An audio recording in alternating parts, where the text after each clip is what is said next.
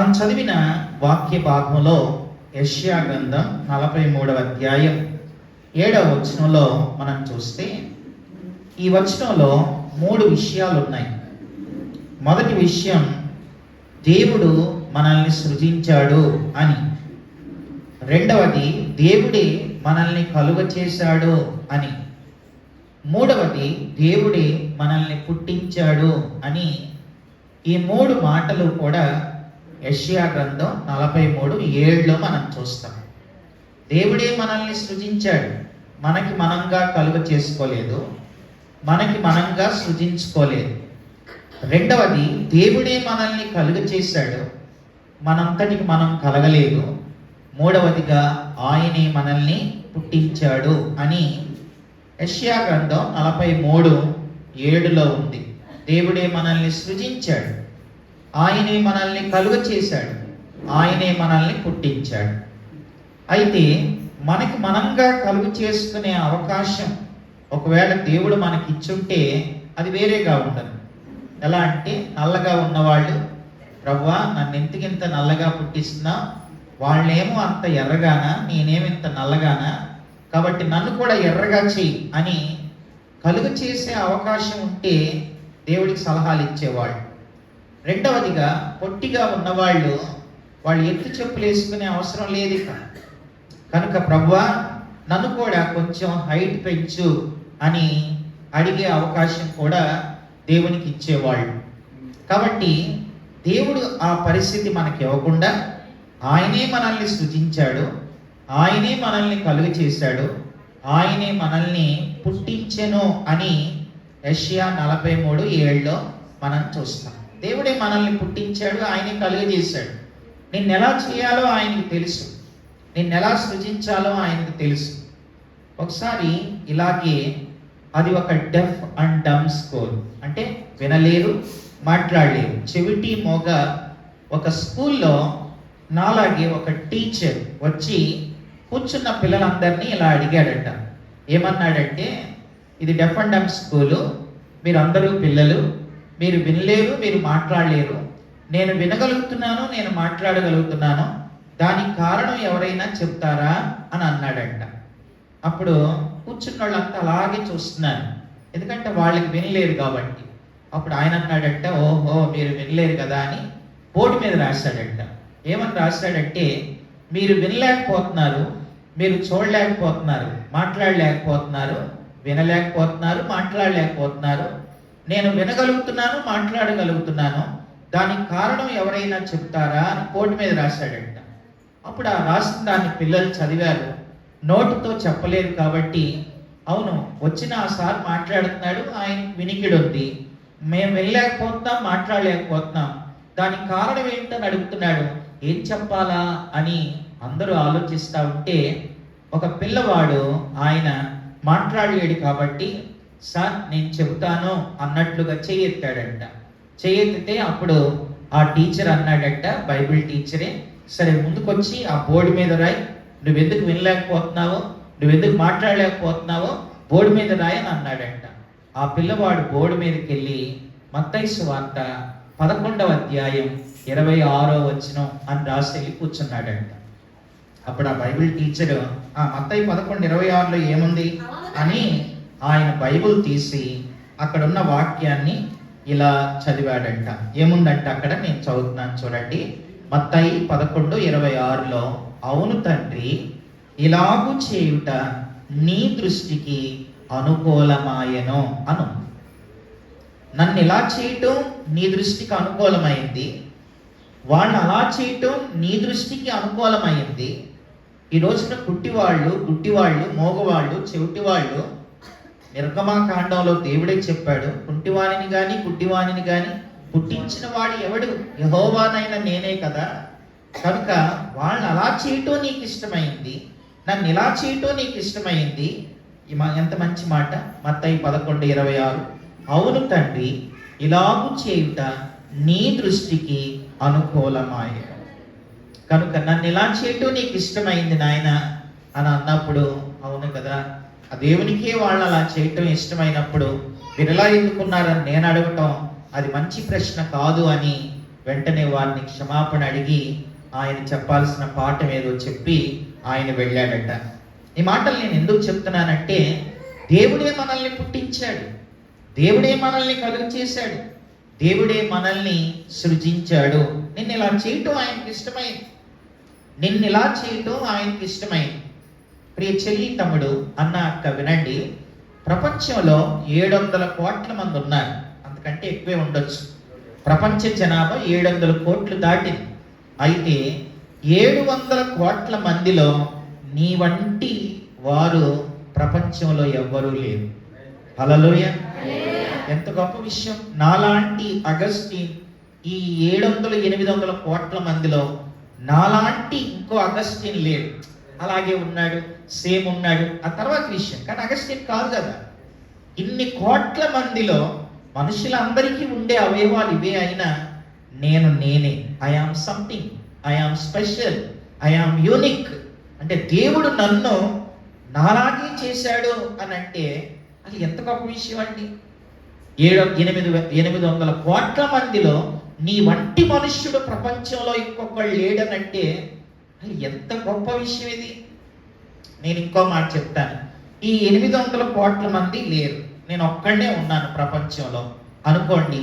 యేసు ప్రభు నా ఒక్కడి కోసం వస్తాడు, నా కోసం సిలువలో చచ్చిపోతాడు, మళ్ళా ప్రాణం పెడతాడు, 3వ రోజున తిరిగి లేస్తాడు. నా ఒక్కడిని కూడా ఆయన పోగొట్టుకోవటం ఆయనకి ఇష్టం ఉండదు. అనంటే ఆయన ఎంత ప్రేమ కలిగిన దేవుడు, ఎంత కృప కలిగిన దేవుడు, నన్ను ఎంత ప్రేమిస్తున్నాడు, నా కోసం ఎంత ఆలోచిస్తున్నాడు. ఈ ప్రపంచంలో నేనెక్కడ పుట్టాలో, నేనెక్కడ జీవించాలో, నేనెక్కడ సేవ చేయాలో, నేనెక్కడ ఉనికి కలిగి ఉండాలో ఇవన్నీ ఆయన తన గ్రంథంలో రాసి పెట్టాడు అని అంటే దేవుడు మన పట్ల ఎంత పట్టింపు కలిగి ఉన్నాడో మనకు అర్థం అవుతుంది. దేవుడు మనల్ని సృజించడమే కాదు, దేవుడు మనల్ని కలుగు చేయటమే కాదు, దేవుడు మనల్ని పుట్టించడమే కాదు, కానీ మనం అడగకుండానే దేవుడు ఈ భూమి మీద ప్రతి మనిషికి 7 ఇచ్చాడు. మనుష్యులు దేవుణ్ణి అడగకుండానే దేవుడు మనుష్యులకి ఇచ్చిన ఉచితమైనవి 7 ఉన్నాయి. ఆ 7 ఏంటో చూపిస్తాను రండి. ముందుగా వాక్యంలోనికి వెళ్ళక ముందు ఆ 7 ఏంటో చెప్తాను. మొదటిది ఆదికాండం 2వ అధ్యాయం 7వ వచనాన్ని నేను చదువుతూ ఉన్నాను. మిమ్మల్ని చదవమన్నప్పుడు మీరు చదవండి, నేను చదువుతానన్నప్పుడు నేను చదువుతాను. ఆదికాండం 2వ అధ్యాయం 7వ వచనాన్ని మనం చూస్తే అక్కడ ఇలా ఉంది. దేవుడైన యెహోవా నేల మంటితో నరుని నిర్మించి వాని నాసికా రంధ్రాలలో జీవవాయువును ఓదగా నరుడు జీవాత్మ ఆయను అని ఉంది. దేవుడు నేల మట్టితో నరుని నిర్మించి, మట్టిని తీసుకున్నాడు, తర్వాత ఈ అవయవ నిర్మాణాన్ని చేశాడు.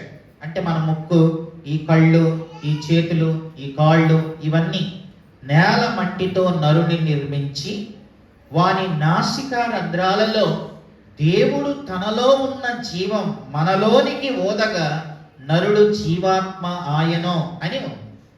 అప్పుడు మనం ఈ మట్టి మనిషి ఏమయ్యాడనంటే చూడండి, ఇలాగా జాగ్రత్త నా వైపు చూడండి.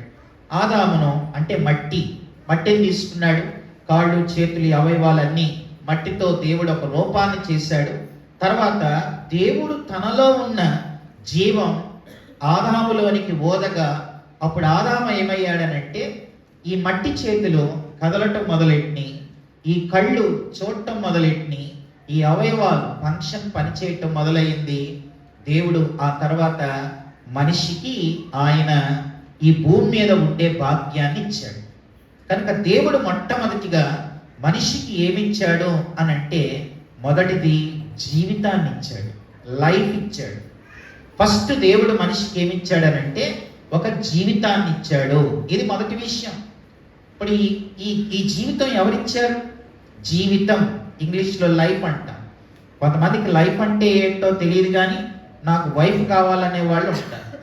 తర్వాత ఆడవాళ్ళకైతే వాళ్ళకి నైఫ్ తప్ప లైఫ్ గురించి పెద్దగా ఆలోచించరు. నైఫ్ అంటే కత్తి కనుక నైఫ్ గురించి ఆలోచిస్తారు. వాళ్ళకి అది తప్ప అసలు లైఫ్ అంటే ఏంటో తెలియదు. సరే, ఇంతకీ లైఫ్ అంటే ఏంటి, జీవితం అంటే ఏంటి అంటే ఒక మాట చెప్తాను. జీవితం అంటే మనిషి ఒకప్పుడు భూమి మీద లేడు, మనిషి ఒకప్పుడు భూమి మీద ఉండడు, ఒకప్పుడు లేవు, ఒకప్పుడు ఉండవు, ఇప్పుడు ఉన్న తర్వాత ఒకప్పుడు ఉండవు. ఈ మధ్యలో ఉన్న కాలాన్ని జీవితం అని అంటారు. జీవితం అంటే పుట్టుక, చావు, మధ్యలో కాలాన్ని జీవితం అని అంటారు. ఇప్పుడు నేను ఒకప్పుడు భూమి మీద లేను, ఇప్పుడు ఉన్నాను, ఒకప్పుడు ఉండదు. జీవితం అంటే జీవించుచున్న కాలం అని అర్థం. పుట్టుక, చావు మధ్యలో కాలాన్ని జీవితం అని అంటారు. కనుక మరి ఈ జీవితాన్ని ఎవరిచ్చారు? నా జీవితం నా ఇష్టం అనొచ్చా? ఎంతమంది అంటలేదు నా లైఫ్ నా ఇష్టం. నీ లైఫా ఇదేమైనా? నీ జీవితమా ఇదేమైనా? నీకెవరిచ్చారు జీవితం? కనుక ఇది దేవుడిచ్చిన జీవితం. కనుక నువ్వు ఆయన కోసం జీవించాలి. జీవితాన్ని ఇచ్చిన దేవుడి కోసం జీవించాలి. కానీ మన కోసమే జీవిస్తున్నాం, ఆయన ఇచ్చినవన్నీ అనుభవిస్తున్నాం, ఆయన కోసం మనం ఏమీ చేయం. కనుక దేవుడు మొట్టమొదటిగా మనిషికి ఏమిచ్చాడు అని అంటే ఆదికాండం 2వ అధ్యాయం 7వ వచనం ప్రకారం దేవుడు మనిషికి ఒక జీవితాన్ని ఇచ్చాడు. మొదటి విషయం. మళ్ళీ రెండవ విషయం చెప్తాను, అంటే చాలా విషయాలు చెప్పాలి కాబట్టి త్వరగా ముందుకెళ్తున్నాను. ఒకటి జీవితం, రెండవ మాట చెప్తాను. మళ్ళా అదే ఆదికాండం 2:7లో దేవుడైన యెహోవా నేల మంటితో నరుని నిర్మించి, అంటే రెండవది దేవుడు మనిషికి ఏమిచ్చాడనంటే రెండవది దేహం, అంటే శరీరాన్ని ఇచ్చాడు. ఈ శరీరం నీకు ఎవరిచ్చాడు అని అంటే దేవుడిచ్చాడు. మరి ఈ శరీరంతో నాకు ఇష్టం వచ్చినట్లుగా నేను చేసుకోవచ్చా? ఇప్పుడు ఈ కళ్ళు ఉన్నాయి, నేను సినిమాలు చూడొచ్చా, బూతుబొమ్మలు చూడొచ్చా? ఈ చెవులు ఉన్నాయి, నేను సినిమా పాటలు వినొచ్చా, సీరియళ్ళు వినొచ్చా? ఈ చేతులు ఉన్నాయి, సిగరెట్లు ముట్టొచ్చా, నా ఇష్టం వచ్చిన పనులు చేసుకోవచ్చా అని అంటే నా ఇష్టం వచ్చినట్టు నేను చేసుకోవడానికి దేవుడు దేహాన్ని ఇవ్వలేదు. కనుక రెండవది, ముందు ఏమి ఇచ్చాడో చెప్తాను, ఎందుకు ఇచ్చాడో తర్వాత చెప్తాను. కనుక దేవుడు మొట్టమొదటిగా మనకి జీవితాన్ని ఇచ్చాడు, రెండవదిగా ఆయన మనకి దేహాన్ని ఇచ్చాడు. దేహం అంటే శరీరాన్ని ప్రభువే ఇచ్చాడు. మూడవ మాట చూడండి, ఆదికాండం 2వ అధ్యాయం 8వ వచనాన్ని చదువుతున్నాను. 8లో ఏముందంటే దేవుడైన యెహోవా ఏదేనులో తూర్పున ఏదేనులో ఒక తోట వేసి, ఏదేనులో ఒక తోట వేసి, ఏదేను తోట కాదు, ఏదేను అనేది చాలా పెద్ద ప్రదేశం, అందులో ఒక తోట వేసి తాను నిర్మించిన నరుని దానిలో ఉంచెను అని ఉంది. అంటే మూడవది, దేవుడు మనిషికి ఏమిచ్చాడనంటే నివాసం, ఇల్లు అనేది ఇచ్చాడు. ఏదేనులో ఒక తోట వేసి తాను నిర్మించిన నరుని దానిలో ఉంచెను అంటే మూడవది, దేవుడు మనిషికి ఒక నివాసాన్ని ఇచ్చాడు, ఉండటానికి ఒక షెల్టర్ అనేది ఆయన ఇచ్చాడు. ఈ రోజు నువ్వు ఉంటున్న ఇల్లు అది ఎవరిచ్చారు అని అంటే దేవుడే ఇచ్చాడు. దేవుడు మనిషిని చేసి గాలి వదిలేయలేదు, ఆయన తోట వేసి, అంటే ఆయన మనిషి గురించి ఎంత ఆలోచిస్తున్నాడో చూడండి. దేవుడు మనిషిని ఎంత పట్టించుకుంటున్నాడో చూడండి. దేవుడు మనిషి గురించి ఎంత, ఆయన దివారాత్రులు ఎంతగా ఆలోచిస్తున్నాడో ఆలోచించండి. మూడవది నివాసాన్ని ఇచ్చాడు. నాలుగవ మాట చెప్తాను రండి. నాలుగవదిగా దేవుడు మనిషికి ఏమిచ్చాడు అని అంటే నేను చదువుతున్నాను 9వ వచనం. మరియు దేవుడైన యెహోవా చూపునకు రమ్యమైనదియు ఆహారమునకు మంచిదియునైన ప్రతి వృక్షమును, ఆ తోట మధ్యను జీవవృక్షమును, మంచి చెడ్డల తెలివినిచ్చు వృక్షమును నేల నుండి మొలిపించెను అని ఉంది. అంటే నాలుగవది, దేవుడు మనిషికి ఏమిచ్చాడనంటే అసలు ఏమిచ్చాడు చూడండి, అక్కడ 4లో ఏముంది? ఈ మాట చూడండి, యెహోవా దేవుడైన యెహోవా చూపునకు రమ్యమైనది, చూపునకు రమ్యమైనది. కొన్నిసార్లు పిల్లలు వాళ్ళ అమ్మని అడుగుతారు, మమ్మీ ఏం కూర అని అంటారు. అంటే సరే ఏదో ఒకటి చేశానురా అని ముందు పెట్టారనుకో, అదే వంకాయ కూర కాకరకాయ కూర అయిందనుకో, వాళ్ళు ఏమంటారు? చూడటంతో ఏమంటారు? వంకాయ కూర చేసావా, కాకరకాయ కూర చేసావా, లేకపోతే ఈ కూర చేసావా అని అంటారు.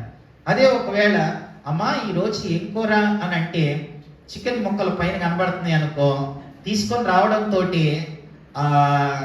చూడటంతో వినండి, కన్ను చూస్తే, కన్ను నిండితే సగం కడుపు నిండిపోద్దండి. అది దేవుడు ముందే సిస్టమ్ అట్లా పెట్టాడు. ఇప్పుడు నువ్వు మార్కెట్కి వెళ్తావు, సంతకి వెళ్తావు, లేకపోతే ఏ అంగడికో వెళ్తావు, వెళ్ళిన తర్వాత అక్కడ చాలా టమాటాలు ఉంటాయి, అందులో కొన్ని పుచ్చులు ఉంటాయి, కొన్ని మంచి ఉంటాయి.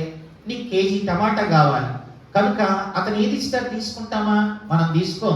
ముందు నువ్వు కొనేది నీ కన్ను నిండాలి, ఇదైతే బాగుంటది, ఇదేయన్నా లేకపోతే యాపిల్ కొన్నావు, ఇదేయన్నా, ఆ కాయ వద్దన్నా, ఈ కాయ ఏయన్నా అని అంటాం.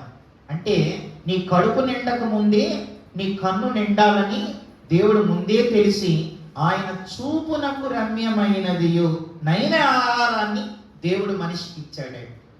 కనుక నాలుగవది, దేవుడు మనిషికి ఏమిచ్చాడనంటే శ్రేష్టమైన ఆహారాన్ని ఇచ్చాడు. అది నాలుగవ మాట. ఐదవ మాట చెప్తాను రండి. ఐదవది దేవుడు మనిషికి ఏమిచ్చాడు అనంటే చూడండి 15వ వచనం. మరియు దేవుడైన యెహోవా నరుని తీసుకొని ఏదేను తోటను సేద్యపరచుటకును దాని కాచుటకును దానిలో ఉంచెను అని ఉంది. ఏదేను తోటను సేద్యం చేయాలి, కాయాలి, సేద్యం చేయాలి, కాయాలి, కాసే పని ఇచ్చాడు అనంటే దేవుడు మనిషికి ఏమి ఇచ్చాడనంటే ఒక ఉద్యోగం, ఒక పని, ఒక జాబ్ ఇచ్చాడు. ఇది ఐదవది. తోటను సేద్యం చేయాలి, కాయాలి అంటే పని ఇచ్చాడు అన్నమాట. కనుక అందరూ పని చేయాలి. ఈ భూమి మీద ఎవరైనా పని చేయాలి, ఎవరు చేసే పని వాళ్ళు చేయాలి. పని ఇచ్చాడు, జాబ్ ఇచ్చాడు. ఇది ఐదవ మాట. ఆరో మాట చెప్తాను రండి. ఆరవదిగా దేవుడు మనిషికి ఇంకా ఏమిచ్చాడు అనంటే 16వ వచనం. మరియు దేవుడైన యెహోవా ఈ తోటలోనున్న ప్రతి వృక్ష ఫలములను నీవు నిరభ్యంతరంగా తినవచ్చు అని అన్నాడు. అంటే దేవుడు మనిషికి ఏమిచ్చాడు? స్వేచ్ఛనిచ్చాడు. Very good. ఆరవది దేవుడు మనిషికి ఏమిచ్చాడు అనంటే స్వేచ్ఛనిచ్చాడు. ఇది ఆరో మాట. దేవుడు మనిషిని స్వేచ్ఛనిచ్చాడు. ఇప్పుడు మీలో కొంతమందికి బైబిల్ చదివే వాళ్ళకి ఒక ప్రశ్న వస్తుంది. ఏంటి ఆ ప్రశ్న అంటే, అసలు ఆ పండు తింటారని దేవుడికి ముందే తెలుసు కదా, అసలు ఆ పండే పెట్టకపోతే, ఆదామవల ఆ పండు తినకపోతే ఈ బాధ ఉండదు కదా, అసలు ఆ పండు తింటారని తెలిసి కూడా ఆయన పెట్టి మళ్ళా తినకుండా ఆపలేక తిన్న తర్వాత మళ్ళీ ఆయనే ప్రాణం పెట్టి ఎందుకు చేయాలి అనే ప్రశ్న సహజంగా చాలా మందికి బైబిల్ ప్రారంభంలో చదువుతున్న వాళ్ళకి ప్రశ్న వస్తుంది. దానికి జవాబు ఏంటంటే నిద్రపోకుండా వినండి జాగ్రత్తగా. ఎందుకంటే దేవుడు మనిషిని ఎలా చేశాడు అని అంటే మనకు తెలుసు. మొదటి అధ్యాయంలో తన పోలికలో తన స్వరూపంలో దేవుడు మనిషిని చేశాడు. మనిషిని దేవుడు ఎలా చేశాడు? తన పోలికలో తన స్వరూపంలో ఆయన మనిషిని చేశాడు. తన పోలిక తన స్వరూపం అంటే తనలా చేశాడు అని అంటే అందులో 4 వస్తాయి. దేవుడు మనిషిని తనలా చేశాడు అంటే 4 వస్తాయి అందులో. మొదటిది ఏంటనంటే దేవుడు జ్ఞానవంతుడు. మనిషిని తనలా చేశాడు అని అంటే ఏ మనిషికైనా జ్ఞానం ఉంటుంది. అసలు మనిషి అంటేనే జ్ఞానం ఉంటుంది. దాన్ని ఎలా ఉపయోగించుకుంటున్నావు అనే తర్వాత విషయం.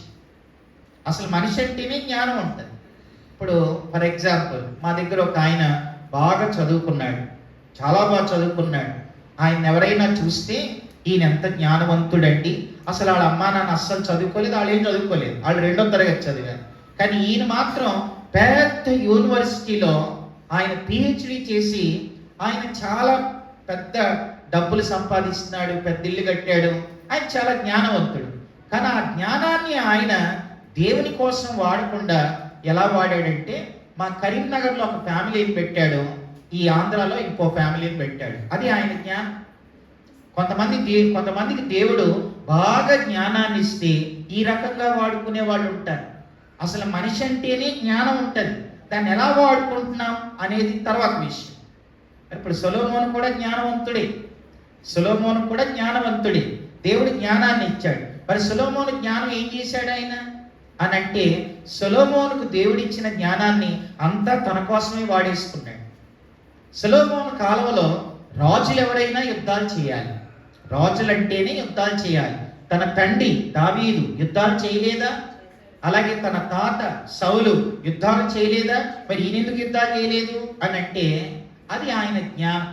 ఇలా వాడుకున్నాడు. ఎలా అంటే ఏ అన్య రాజుతో యుద్ధం చేయాలో వాళ్ళ ఇంట్లో ఒక పెళ్లి చేసుకోవటం మొదలెట్టాడు. అది ఆయన జ్ఞానం. అట్లా 700 మంది రాజులతో యుద్ధాలు చేయవలసిన వాడు వాళ్ళ ఇంట్లో ఒక అమ్మాయిని తెచ్చుకున్నాడు. తర్వాత చిన్న చితక రాజులు, వాళ్ళు ఒక 300 మంది ఉపపత్నులు, మొత్తం 1000 మంది ఆయన. కనుక 1000 మందితో యుద్ధాలు చేయాల్సిన వాడు తన జ్ఞానంతో యుద్ధాలు లేకుండా వాళ్ళ ఇళ్లలో అమ్మాయిలను పెళ్లి చేసుకోవడం మొదలెట్టాడు. ఇంకెక్కడ యుద్ధం ఉంటుంది? ఇక ప్రతి వాళ్ళు కూడా అల్లుడు గారు అని అంటే అల్లుడు, తర్వాత వాళ్ళ ఇంట్లో ఉన్న వాళ్ళంతా బావగారు అని అంటే, తర్వాత ఇలా తన జ్ఞానాన్ని సొలొమోను ఉపయోగించుకోవటం వల్ల ఒక్క యుద్ధం లేదు. అయితే వాళ్ళు వచ్చిన వాళ్ళు ఊరుకుంటారా? మేము మీ గుడికి రాము, మేము ఇక్కడే ఉంటాం కాబట్టి మా ఊరన్నారా, లేకపోతే మీ ఊర్లో నాకు ఇష్టమైన గుడి కట్టానంటే ఆ భార్యల కోసం యెరూషలేములో గుళ్ళు కట్టించడం మొదలెట్టాడు. అట్లా 700 గుడులు అఫీషియల్గా కట్టాడు, ఇంకా అన్అఫీషియల్గా ఎన్నో. రాజుగారు కాబట్టి డబ్బులన్నీ అట్లా ఉపయోగించాడు అన్నమాట. ఇది జ్ఞానం. కనుక మనిషి అంటేనే జ్ఞానం ఉంటుందండి. కనుక ఎవరికైనా చూడండి జ్ఞానం ఉంటుంది, జ్ఞానం లేకపోతే మనిషి కాదు. అది గుర్తుపెట్టుకోవాలి. దాన్ని ఎలా ఉపయోగించుకున్న తర్వాత విషయం. దేవుడు మనిషిని తనలా చేశాడు అనంటే జ్ఞానం కలిగిన వాడుగా చేశాడు. ఇది మొదటి విషయం. రెండవది, దేవుడు మనిషిని తనలా అంటే అర్థం ఏంటనంటే దేవుడు ప్రేమ కలిగిన వాడు. దేవుడు ఎలాంటి వాడంటే ప్రేమ. మనిషి అన్నాక ప్రేమ ఉంటుంది. ఇప్పుడు నమ్మిన వాళ్ళకే ప్రేమ, నమ్మని వాళ్ళకి కూడా ప్రేమలు ఉంటాయి. కనుక వాళ్ళు దేవుడు నమ్మలేదండి అని అనొద్దు. వాళ్ళకి కూడా బోల్డంత ప్రేమ ఉంటుంది. వాళ్ళు నమ్మనకుండా వాళ్ళు ఎన్నో త్యాగాలు చేస్తారు. ఇప్పుడు నేను మొన్న ఒక హోటల్లో టిఫిన్ చేద్దామని వెళ్ళాను. నేను టిఫిన్ చేసి బయటకు వచ్చాను. అక్కడ ఒక పేదవాడు అడుక్కుంటున్నాడు, అయ్యా ఏమన్నా ఉంటే అని అన్నాడు. నేను ₹1 ₹2 జోబులో డబ్బులు ఉన్నాయి, నేను పెద్ద నోట్ తీయలే, చిల్లర ఏమైనా ఉందా అని చూస్తున్నాను. ఈలోపు నా పక్కన ఒక అన్యుడు, ఆయన దేవుణ్ణి నమ్మనవాడు, ఆయన ₹10 ఆయన్ని అడిగాడు, నన్ను అడిగాడు, ఆయన్ని అడిగాడు. నేనేమో చిల్లర ఎదుగుతున్నాను, ఆయన ₹10 వేశాడు. అంటే నాకంటే ఆయనే మంచోడు. మరి నేను దేవుణ్ణి నమ్ముకొని ఇతరులను ప్రేమించాలని చెప్పే నాకంటే అతనే మంచోడు అనిపించింది నాకు. నేను ₹10 ఇవ్వలేకపోతున్నాను, అడుక్కునే వాడికి ₹100 ఇవ్వలేకపోతున్నాను. మరి వాళ్ళకి ప్రేమ లేదా అని అంటే ఉంది, అందుకనే ఇస్తున్నారు వాళ్ళు ఏదో చేయాలని. కానీ మనిషి అంటేనే ప్రేమ ఉంటుంది. ఇది రెండో విషయం. దాన్ని ఎలా ఉపయోగించుకుంటున్నాం అది తర్వాత విషయం. మూడో మాట చెప్తాను. మూడవది, దేవుడు మనిషిని తనలా చేశాడు అని అంటే, తనలా అంటే మూడవది ఏంటనంటే దేవుడికి భావోద్రేకాలు ఉంటాయి, ఎమోషన్స్ ఉంటాయి. దేవునికి భావోద్రేకాలు ఉంటాయి. అంటే మనిషికి కూడా భావోద్రేకాలు ఉంటాయి. ఇప్పుడు నిన్ను తిట్టినా నీ కోపం రావట్లేదంటే నువ్వు అసలు మనిషివే కాదు, అంతే కదా. నేను ఎన్ని తిట్లు తిట్టినా నువ్వు మారట్లేదు, ఎన్ని చెప్పినా నీ బుద్ధి మారట్లేదు, ఎన్ని చెప్పినా వద్దు మనస బుద్ధి కొరస అన్నట్లుగా నీ బుద్ధి మారకుండా, నీ మనసు మార్చుకోకుండా, ఎన్ని వాక్యంలో మడతీసి కొట్టినా తిట్టినా నీ బుద్ధి నీ మనసు మారట్లేదంటే అసలు నువ్వు మనిషివేనా అని అనాల్సి వస్తుంది. కాబట్టి మనిషి అంటేనే భావోద్రేకాలు ఉంటాయి. ఎవరికైనా చూడండి, మనిషి అంటేనే. ఇప్పుడు మనమే చూడండి, అప్పుడప్పుడు నవ్వుతాం, బాగా నవ్వుతాం, కడుపు ఇలా కదులుతూ ఉంటుంది. కొంతమంది నవ్వుతూ ఉంటే ఎందుకు నవ్వుతున్నాడు అని అంటే భావోద్రేకం. చిన్న మాట అంటే వచ్చేస్తుంది, భావోద్రేకం అన్నమాట. అంటే మనిషికి కోపం ఉండాలి, నవ్వాలి, ఫీలింగ్స్ ఉండాలి. నీకు ఏ ఫీలింగ్ లేదనుకో అసలు మనిషివే కాదు. కొంతమంది చూడండి, ఏమి స్పందించరు వాళ్ళు. వాక్యం చెప్పేటప్పుడు అసలు ఏమి స్పందన ఉండదు. ఒక జోక్ వేసినా నవ్వరు, తర్వాత ఎప్పుడు సీరియస్గా ఉంటారు, అలాగే వస్తారు, అలాగే వెళతారు. భావోద్రేకాలు ఉండవు ఏమి. కనుక మనం దేవుడు తనలా చేశాడంటే, ఇప్పుడు యేసు ప్రభు మార్తా మరియల సహోదరు లాజరు చనిపోయాడు. లాజరు చనిపోయినప్పుడు ఆయన వెళ్ళి ఆయన ఏడవాలా? దేవుడు ఏడవాల్సిన పనే ఉంది? ఏడ్చే వారితో ఏడవండి అన్నాడు, నవ్వే వాళ్ళతో నవ్వండి అన్నాడు. తర్వాత నేను పశ్చాత్తాపడుతున్నాను అన్నాడు, నేను మీ విషయంలో సంతోషిస్తున్నానని అన్నాడు, నేను బహుగా సంతోషిస్తున్నాను అని అన్నాడు, తర్వాత దుఃఖపడుచున్నాను అని అన్నాడు. ఎన్ని భావోద్రేకాలు, ఫీలింగ్స్. నీకు అసలు ఏ ఫీలింగ్ లేదంటే నీకు అసలు ఆ ఫీలింగ్ ఉండాలి. ఫీలింగ్ లేదంటేనే మనిషి కాదు, అసలు నువ్వు మనిషివే కాదు, అందుకే నీకేం ఫీలింగ్స్ లేవు అని అర్థం చేసుకోవాలి. ఇది మూడవది. దేవుడు మనిషిని తనలా చేశాడు అని అంటే అర్థం ఏంటనంటే ఆయన భావోద్రేకాలు కలిగిన వాడిగా చేశాడని అర్థం. ఇది మూడవది. నాలుగో విషయం చెప్తాను. నాలుగవది, దేవుడు మనిషిని తనలా చేశాడు అంటే అర్థం ఏంటనంటే దేవుడు స్వేచ్ఛ కలిగిన వాడు. దేవుడు ఎలాంటి వాడు? ఆయన స్వేచ్ఛ కలిగిన వాడు. ఆయన ఎవరు కూడా నువ్వు ఇది చేయొద్దు, అది చేయొద్దు అని దేవునికి ఎవరు సలహాలు ఇచ్చేవాళ్ళు అవసరం లేదు. పైన ఫ్యాన్లు ఉన్నాయి, ఈ ఫ్యాను అక్కడ స్విచ్ ఆఫ్ చేస్తే అది ఆగిపోతుంది, మళ్ళీ ఆన్ చేస్తే ఆన్ అయ్యింది. దానిలో ఏమి లేదు అని అంటే జీవం లేదు, దానిలో జీవం లేదు. అదొక యంత్రం. ఇప్పుడు టేబుల్ ఉంది, ఇది నేను తీసుకెళ్ళి లాగి పక్కకు పెడితే అక్కడ జరిగింది. ఇది కదులు అంటే కదలదు, కనుక ఇందులో జీవం లేదు. కానీ దేవుడు మనలో జీవాన్ని పెట్టాడు, తనలో ఉన్న జీవం మనలో పెట్టాడు. అంటే ఆయనలా మనల్ని చేశాడు కాబట్టి ఆయన స్వేచ్ఛ కలిగిన వాడు, కాబట్టి మనకు కూడా ఆ స్వేచ్ఛనిచ్చాడు. ఇప్పుడు ఆదాముల అవ్వలు ఆ పండు తింటారని దేవుడికి తెలవదా అని అంటే తెలుసు. కానీ ఒకవేళ తినకుండా చేశాడు అనుకో, తనలా చేసినట్టు కాదు, ఒక యంత్రంలా చేసినట్టు. అర్థమైందా? ఆ ఒక్క క్వశ్చన్ ఆన్సర్ కోసం ఇది అంతా చెప్పుకుంటూ వస్తున్నాను. కనుక దేవుడు మనిషిని పండు తింటారని తెలుసా? తెలుసు.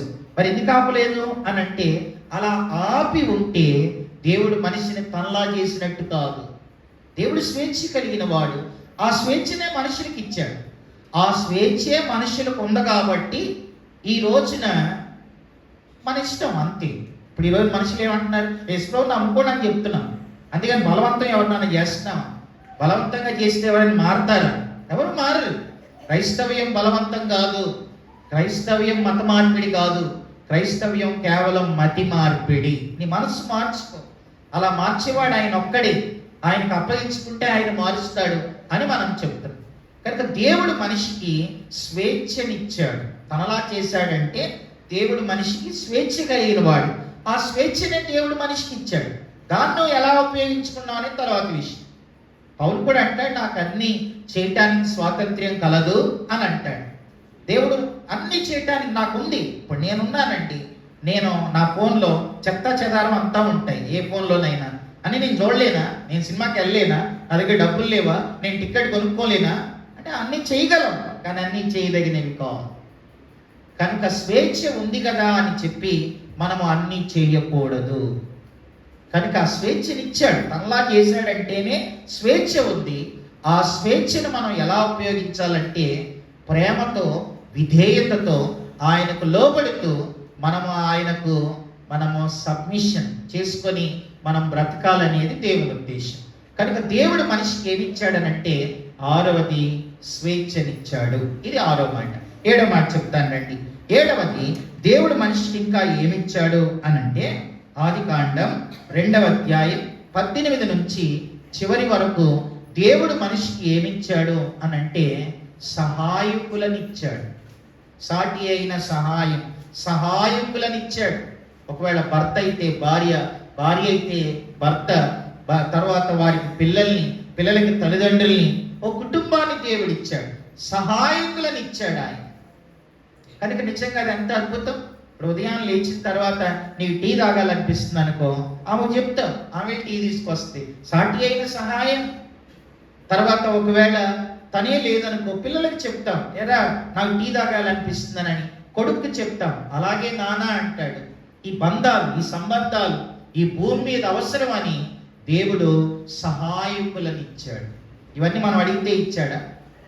అడిగితే ఇచ్చాడా? కొంతమంది పిల్లలు అంటారు, నన్ను ఎందుకు అన్నావు అని అంటారు. నిన్ను ఎందుకు అన్నావంటే పలానా, అది దేవుడిచ్చాడు అంతే. కనుక దేవుని సృష్టి, దేవుడు అద్భుతంగా ఒకరికి ఒకరిని దేవుడిచ్చాడు. కనుక దేవుడు మనిషికి ఏమిచ్చాడు అనంటే ఈ 7 ఇచ్చాడండి. చెప్పండి, మొదటిది ఏమిచ్చాడు? జీవితాన్ని ఇచ్చాడు. 2వది ఏమిచ్చాడు? దేహాన్ని ఇచ్చాడు. 3వది ఏమిచ్చాడు? నివాసాన్ని ఇచ్చాడు. 4వది ఏమిచ్చాడు? శ్రేష్టమైన ఆహారాన్ని ఇచ్చాడు. 5వది ఏమిచ్చాడు? పని ఇచ్చాడు. 6వది ఏమిచ్చాడు? స్వేచ్ఛనిచ్చాడు. 7వది ఏమిచ్చాడు? సహాయకులు ఇచ్చాడు. ఇంకా చాలా ఉన్నాయి, దేవుడిచ్చిన ఎన్నో ఉన్నాయి. మనం పీల్చుకునే గాలి, అది మనం అడిగితే ఇచ్చాడా? అడగకుండానే ఇస్తున్నాడు.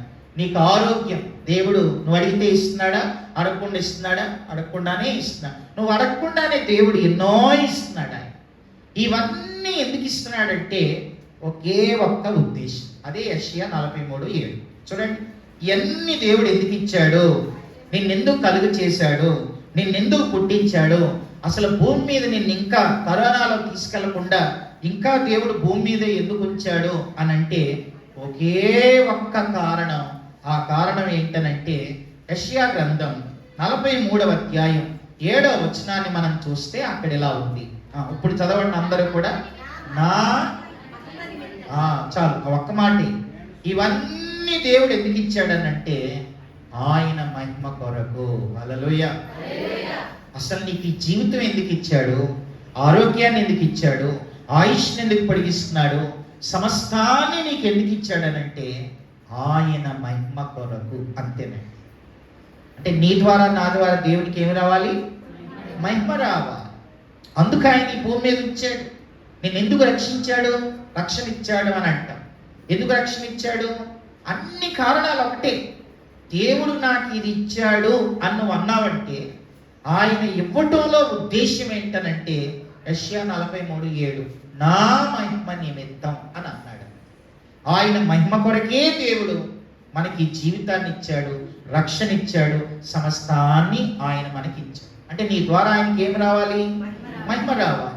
సరే, మరి నీ ద్వారా దేవునికి మహిమ రాలేదనుకో, అంటే ఆయన ఇచ్చినవన్నీ అనుభవిస్తున్నావు, నీ ద్వారా ఆయనకి ఏం మహిమ రావట్లేదు అని అంటే మరి మహిమ రాకపోతే ఏమన్నా అయిద్దా అనంటే 2 పెద్ద ప్రమాదాలు ఉన్నాయి. నీ ద్వారా నా ద్వారా దేవునికి మహిమ రాలేదనుకోండి, 2 పెద్ద ప్రమాదాలు ఉన్నాయి. ఏంటో చూపిస్తాను రండి. మొదటి ప్రమాదం, ఇది కూడా చదవండి అమ్మా ఎవరైనా. రోమీలకు రాసిన పత్రిక 1వ అధ్యాయం చూడండి. రోమా పత్రిక 1వ అధ్యాయంలో మనం చూస్తే 21వ వచనం చదవండి అమ్మా. రోమా 1:21. మరియు వారు దేవుణ్ణి ఎరిగి ఆయనను దేవునిగా మహిమపరచలేదు, కృతజ్ఞతాస్తుతులు చెల్లింపలేదు అని ఉంది. చాలు. అంటే దేవుణ్ణి మహిమపరచలేదు అని ఉంది. మరి ఆ మహిమపరచని కారణం చేత ఆయన ఏం చేశాడు? 24 చదవండి అక్కడే. 1 ఈ హేతువు చేత. ఏ హేతువు చేత? మహిమపరచని హేతువు చేత, కారణము చేత వారు తమ హృదయముల దురాశలను అనుసరించి తమ శరీరములను పరస్పరము అవమానపరచుకున్నట్లు దేవుడు వారిని దేనికి అప్పగించాడు? అపవిత్రతకు అప్పగించను. అంటే మొదటి మాట, నీ ద్వారా దేవునికి మహిమ రాకపోతే మొదటిది దేవుడు నిన్ను వదిలేస్తాడు. అది మొదటి ప్రమాదం. నిన్ను అప్పగిస్తాడు, నిన్ను విడిచిపెట్టేస్తాడు. ఈ వాక్యం వింటున్న సోదరి సోదరుడా, దేవుడు ఇచ్చినవన్నీ అనుభవిస్తున్నావు, కానీ నీ ద్వారా దేవునికి మహిమ రావట్లేదు. నీ ద్వారా నా ద్వారా దేవునికి మహిమ రాకపోతే ఒకటి దేవుడు ఒక రోజున అందులో వదిలేస్తాడు. అదే ఇక్కడున్న మాట. అది మొదటి విషయం. రెండో మాట చెప్తాను రండి. రెండో ప్రమాదం. ఇది ప్రమాదం అని ఎక్కడ పెడతాం బోర్డులు? ఇది ప్రమాదాలు. దేవుణ్ణి మహిమపరచకపోతే 2 పెద్ద ప్రమాదాలు. ఒకటి, దేవుడు ఒక రోజును విడిచిపెట్టేస్తాడు. రెండవది ఏంటనంటే చూడండి, అపోస్తల కార్యాలు చదవండి అమ్మ. ఇది కూడా, ఈ మాట నేను చదవటానికి నాకు భయం వేస్తుంది. 12వ అధ్యాయం 23వ వచనం. అపోస్తల కార్యాలు 12వ అధ్యాయం 23వ వచనంలో ఏముందంటే, అతడు దేవుని మహిమపరచనందున వెంటనే ప్రభుదూత అతన్ని మొత్తెను గనుక పురుగులు పడి ప్రాణము విడిచెను అని. ఎందుకు అతను చచ్చిపోయాడు అనంటే రెండవ ప్రమాదం దేవుణ్ణి మహిమపరచనంద. అంటే దేవుణ్ణి మహిమపరచకపోతే రెండవది ఏంటంటే దేవుడు మొత్తుతాడు. ఇది రెండవది. ఒకటి వదిలేస్తాడు, రెండవది మొత్తుతాడు. నీకెందుకు ఈ కష్టాలు? దేవుడిని నమ్మాక కూడా ఎందుకు ఈ కష్టాలు? దేవుడిని నమ్మాక కూడా ఎందుకు ఈ బాధలు? దేవుడిని నమ్మాక ఎందుకు నీకు ఈ సంతోషం లేదు? దేవుడిని నమ్మాక ఎందుకోసం నువ్వు జీవించలేకపోతున్నావు అంటే దేవుడు మొత్తుతున్నాడు, అయినా అర్థం కావట్లేదు. కొంతమందిని దేవుడు మొత్తుతున్నా దేవుడు వాళ్ళు అర్థం చేసుకోరు వాడు. కనుక మహిమ రాకపోతే ఈ 2 పెద్ద ప్రమాదాలు ఉన్నాయి. ఒకటి, ఒక రోజు దేవుడు వదిలేస్తాడు, రెండోది ఆయన మొత్తుతాడు. అంత పెద్ద ప్రమాదం మనకెందుకు? మనం ఆయన మహిమపరిస్తే సరిపోద్ది కదా. మరి ఇప్పుడు మీరు నన్ను మరి మహిమపరచడానికే దేవుడి అన్ని ఇచ్చాడు కదా, మరి ఏం చేస్తే దేవుడికి మహిమ వస్తుంది అది చెప్పేస్తే త్వరగా. నేను కూడా అదే చెప్పాలనుకుంటున్నాను. మనం ఏం చేస్తే దేవునికి మహిమ వస్తుంది? నేను 7 విషయాలు చెప్పి ముగిస్తాను. ఇదే నా అంశం. దేవుణ్ణి మహిమపరచడం ఎట్లు, హౌ టు గ్లోరిఫై గాడ్. మనం ఏం చేస్తే దేవునికి మహిమ వస్తుంది అది మనం ఆలోచించాలి. సరే రండి, 7 విషయాలు 7 వాక్యాలు చూపిస్తాను. మనం ఏం చేస్తే దేవునికి మహిమ? అసలు నీకు జీవితం ఇచ్చిందే, నీకు ఆరోగ్యం ఇచ్చిందే, నీకు ఇల్లు ఇచ్చిందే, పీల్చుకునే గాలి ఇచ్చిందే, నువ్వు అనుభవించే ప్రతిదీ ఇచ్చిందే ఆయన మహిమ కొరకు. నిన్ను భూమి మీద ఉంచిందే ఆయన మహిమ కొరకు. ఇది అర్థం కాక చాలా మంది ఆయన్ని మహిమపరచరు. ఆయన ఇచ్చినవన్నీ అనుభవిస్తున్నాం, కానీ ఆయన్ని మాత్రం మనం మహిమపరచం. మరి ఏం చేస్తే దేవునికి మహిమ వస్తుంది?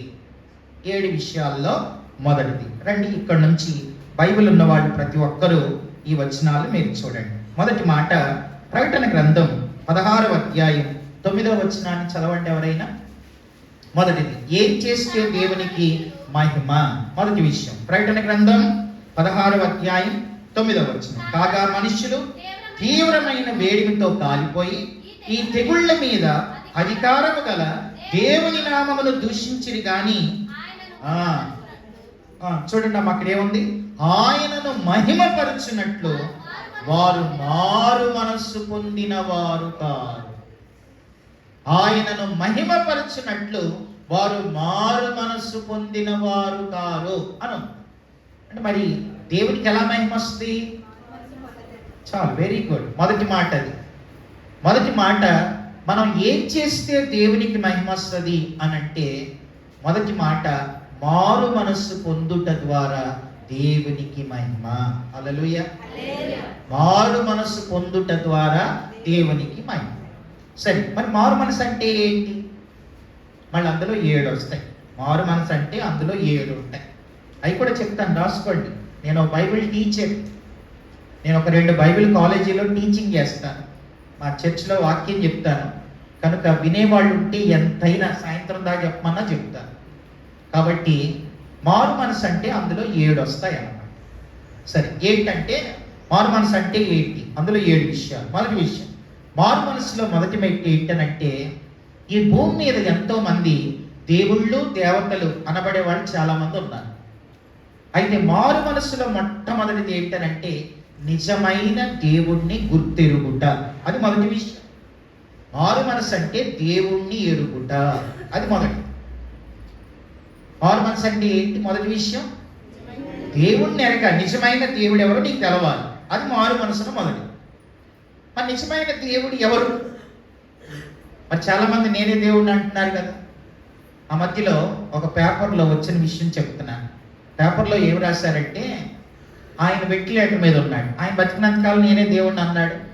తర్వాత మన రాష్ట్ర ప్రధాని కూడా ఆయన దగ్గరికి వెళ్ళి మొక్కాడు. ఆయన హాస్పిటల్లో అడ్మిట్ అయ్యాడు. దేవుడు గారు హాస్పిటల్లో అడ్మిట్ అయ్యాడు. వెంటిలేటర్ మీద ఉన్నాడు ఆయన. అప్పుడు పేపర్లో వచ్చిన విషయాన్ని నేను చదివి నేను చెప్తున్నా. పేపర్లో ఏముందంటే, ఈ దేవుడి గారిని ఆ దేవుడే కాపాడాలని పేపర్లో రాశాడు. ఆయన అనంతపురంలో అలా చెప్పుకున్నాడు ఆయన. ఇది పేపర్లో వచ్చిన విషయం అందరికీ తెలిసింది. కనుక పేపర్లో ఏమి రాశారంటే, ఈ దేవుడిని ఆ దేవుడే కాపాడాలని రాశారు. కనుక మరి ఎవరు దేవుడు? ఒక ఆయన్ని దేవుడు అని అనాలంటే నేనే చెప్తున్నాను వినండి. ఈ భూమి మీద ఎవరినైనా దేవుడు అనాలంటే వాళ్ళకి 6 లక్షణాలు ఉంటాయి. దేవుడు అని అనాలంటే 6 లక్షణాలు ఉంటాయి. ఈ 6 ఉంటేనే ఆయన దేవుడు. ఈ 6 లేకపోతే దేవుడు కాదు. ఏంటా 6 అని అంటే, మొదటిది, ఒక ఆయన్ని దేవుడు అనాలంటే ఆయన సృష్టికర్త అయి ఉండాలి. అది మొదటి విషయం. సృష్టికర్త అయి ఉండాలి. దేవుడు అనే ఆయన సృష్టికర్త. ఆయన్ని కూడా ఎవరైనా చేశారనుకో, చేసినోడు దేవుడు అవుతాడు. కానీ పైన ఆకాశం, భూమి, గాలి, నీరు, అగ్ని, ఈ 5 పంచభూతాలు అని అంటారు. పంచభూతాలంటే ఆకాశం, భూమి, గాలి, నీరు, అగ్ని. ఈ 5 కలిపి పంచభూతాలు. పంచభూతాలను సృష్టించిన వాడు దేవుడు. నిన్ను నన్ను చేసినోడు దేవుడు. నీ చేత నా చేత చేయబడిన వాడు దేవుడు ఎలా అవుతాడు? ఆయన వెంటిలేటర్ మీదకి వెళ్తాడు. కాబట్టి ఒక ఆయన్ని దేవుడు అనాలంటే ఆయన సృష్టికర్త అయి ఉండాలి, మొదటి విషయం. రెండో మాట, ఒక ఆయన్ని దేవుడు అనాలంటే ఆయన జన్మ, కర్మ, పాపము లేని పరిశుద్ధుడై ఉండాలి. ఇది రెండోది. దేవుడు అని ఒక ఆయన అనాలంటే ఆయనకి జన్మ పాపం ఉండకూడదు. రెండోది, కర్మ పాపం ఉండకూడదు. ఆయన పరిశుద్ధుడై ఉండాలి. ఇది రెండో విషయం. మూడో మాట చెప్తాను.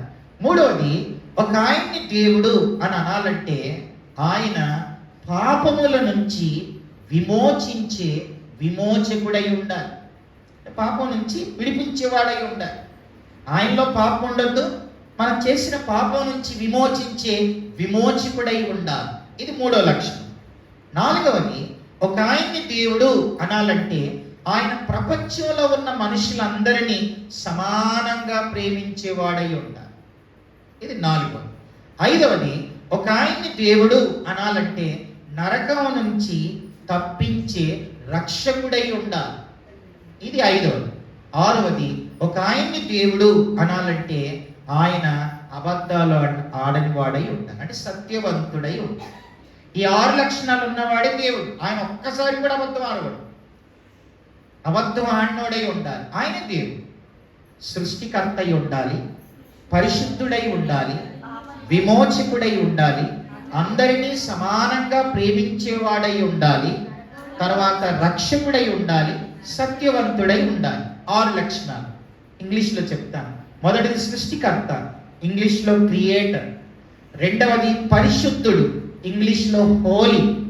మూడవది విమోచకుడు, ఇంగ్లీష్లో ఆర్. నాలుగవది అందరినీ సమానంగా ప్రేమించేవాడు, ఇంగ్లీష్లో ఇమ్యూటబుల్. ఐదవది రక్షకుడు, ఇంగ్లీష్లో సేవియర్. ఆరవది సత్యవంతుడు, ఇంగ్లీష్లో ట్రూత్ఫుల్. మొదటిది సి, రెండవది హెచ్, మూడవది ఆర్, నాలుగవది ఐ, ఐదవది ఎస్, ఆరవది T. CHRIST, Christ plus mass is equal to Christmas. Christ అంటే దేవుడు అని అర్థం. అభిషిక్తుడు, మెస్సయ్య, దేవుడు. దేవుడు మనిషి అయ్యాడు, అంతే కదా క్రిస్మస్ అంటే. దేవుడు అంటే ఈ లక్షణాలు ఉండాలి, ఈ 6 లక్షణాలు ఉండాలి.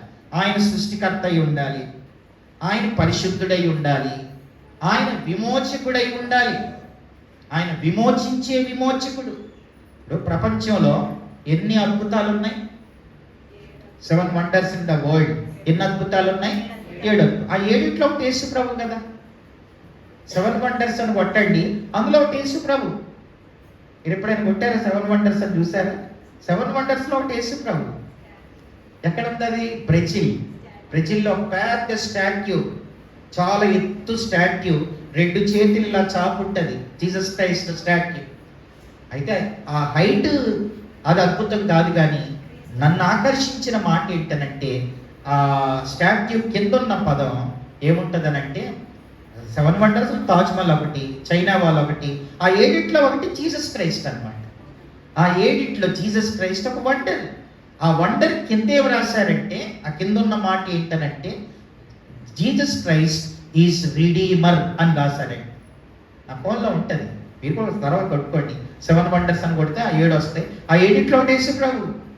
జీసస్ క్రైస్ట్ ఈజ్ రిడీమర్ అని ఆ కింద రాసి, ఆయన ఒక్కడే పాపాల నుంచి విమోచించేవాడు.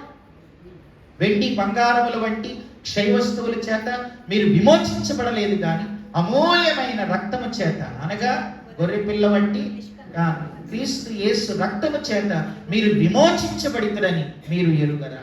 తన రక్తంతో విమోచించిన వాడు యేసు ప్రభు ఒక్కడే. CHRI అంటే ఇమ్యూటబుల్, అందరినీ సమానంగా ప్రేమించిన వాడు. దేవుడు లోకాన్ని ఎంతో ప్రేమించి. తర్వాత S అంటే సేవియర్, T అంటే ట్రూత్ఫుల్, సత్యవంతుడు. నేనే మార్గం, సత్యం. ఆయన సత్యవంతుడు అని యోహాను రాసిన మొదటి పత్రిక 5:20లో ఆయనే నిజమైన దేవుడును సత్యవంతుడునై ఉన్నాడు. కనుక ఈ 6 లక్షణాలు కలిగిన దేవుడు నీకు అర్థమైతే మారు మనసులో మొదటి మెట్టు అన్నమాట. మారు మనసులో మొదటి మెట్టు ఏంటనంటే దేవుణ్ణి ఎరుగుట, ఇది ఫస్ట్. రెండవది ఏంటనంటే మారు మనసులో రెండవది ఆ దేవుడే నన్ను సృష్టించాడు అని అర్థం కావాలి. నీకు నువ్వుగా లేవు, ఆ దేవుడే నన్ను చేశాడు, ఇది రెండవ విషయం. మూడవది ఏంటనంటే మారు మనసులో మూడవది, ఒకటి దేవుణ్ణి ఎరుగుట, రెండవది ఆయనే నన్ను సృష్టించాడు అని అర్థం కావాలి. మూడవది ఏంటనంటే మారు మనసులో మూడవది, దేవుడు మనిషిని తనలా చేస్తే మనమేమో అపవాది మాట విని చేయకూడని పని చేసి పాపం చేయటం వల్ల మనం ఏం తెచ్చుకున్నాం అని అంటే పాపం వల్ల మరణం, మరణం తర్వాత నరకం. అంటే మూడవది మారు మనసులో మూడవది ఏంటనంటే నేను పాపిని, నా పాపం వల్ల నేను మరణం వచ్చింది, మరణం తెచ్చుకున్నాను, నేను మరణానికి పాత్రుడిని, ఆ మరణం తర్వాత నా అంతిమ గమ్యం నరకం అని గుర్తించాను. అంటే మనందరం పాపులమే, ఏ భేదం లేదు. అందరూ పాపం చేసి దేవుడు అనుగ్రహించే మహిమను పొందలేకపోతున్నారు. కాబట్టి అందరం నేను పాపిని అని గుర్తించాలి. నా పాపం వల్ల మరణం వచ్చింది, నేను ఏదో ఒక రోజు నరకానికి వెళతాను అనేది మారు మనసులో 3వ పాయింట్. తర్వాత 4వది చెప్తాను రండి. 4వది ఏంటనంటే, మారు మనసులో 4వది, ఇప్పుడు దేవుడే మనిషిని చేస్తే మనిషి ఎక్కడికి వెళ్తున్నాడు? నరకానికి వెళ్తున్నాడు. మరి ఆ దేవుడికి ఇష్టమా అంటే ఇష్టం లేదు. అప్పుడు 4వది, దేవుడు ఏం చేశాడంటే, మనుషులందరినీ ప్రేమించి ఏ మానవుడు తన పాపంతో నరకానికి వెళ్ళకూడదని తన ప్రియకుమారుడైన యేసుక్రీస్తును ఈ లోకానికి పంపించాడు. మారు మనసులో 4వది, యేసుక్రీస్తు నందు మనం విశ్వాసం ఉంచాలి. ఆయన ఈ లోకానికి వచ్చి మన పాపాల నిమిత్తం కల్వరి శిలువలో మరణించి చనిపోయి సమాధి చేయబడి తిరిగి లేచాడు. యేసు ప్రభుని ఆయన పంపించాడు, ఆయన శిలువలో ప్రాణం పెట్టాడు, చనిపోయి సమాధి చేయబడి తిరిగి లేచాడు. ఇది అర్థం కావాలి. అది మారు మనసులో 4వ మెట్టు. యేసు ప్రభు నందు మనం విశ్వాసం ఉంచాలి. 5వది ఏంటనంటే, నువ్వు చేసిన ప్రతి పాపాన్ని నువ్వు ఆయన దగ్గర ఒప్పుకోవాలి. మారు మనసులో 5వ మెట్టు ఏంటనంటే, చేసిన పాపములను ఆయన ఎదుట ఒప్పుకొని పశ్చాత్తాపంతో వాటిని నువ్వు విడిచిపెట్టాలి. ప్రభువా, నేను పాపిని, నువ్వెందుకు చనిపోయావు? నా పాపాన్ని బట్టే కదా అని మన ప్రతి పాపాన్ని ప్రభు దగ్గర ఒప్పుకొని వాటిని మనం విడిచిపెట్టి మన జీవితాన్ని సరి చేసుకోవాలి. ఇది ఒక విషయం. తర్వాత ఏంటనంటే, మారు మనసులో మరొక మెట్టు ఏంటనంటే, బాప్తిసం తీసుకోవాలి. బాప్తిసం తీసుకోవాలి. ఈ పైన జరిగితే, దేవుడెవరో అర్థమైతే, నువ్వెవరో అర్థమైతే, నీ పాపం వల్ల ఏం తెచ్చుకున్నావో అర్థమైతే, దేవుడు ఏం చేశాడో అర్థమైతే, యేసుప్రభు ఎందుకు వచ్చాడో అర్థమైతే, ఆయన సిలువలో ఏం చేశాడో అర్థమైతే, ఇప్పుడు నువ్వు స్పందించి నీ పాపాలు ఒప్పుకొని నువ్వు మారు మనసు పొంది, అంటే నీ జీవితాన్ని మార్చుకొని నువ్వు బాప్తిసం తీసుకోవాలి. అప్పుడు నువ్వు సంఘంలో చేర్చబడు. ఇవన్నీ జరిగితేనే సంఘ సభ్యుడు. లేకపోతే ఆదివారం వచ్చి బాప్తిసం తీసుకోకుండా, దేవుడంటే ఎవరో అర్థం కాకుండా, దేవునితో సరైన తీర్మానం చేయకుండా నువ్వు వచ్చి పోతున్నావంటే నువ్వు సంఘ సభ్యుడవు కాదు, నువ్వు మందిర సభ్యుడవు అంతే. మందిర సంబంధివే తప్ప సంఘ సంబంధులు కాదు. కనుక మారు మనసు పొందాలి.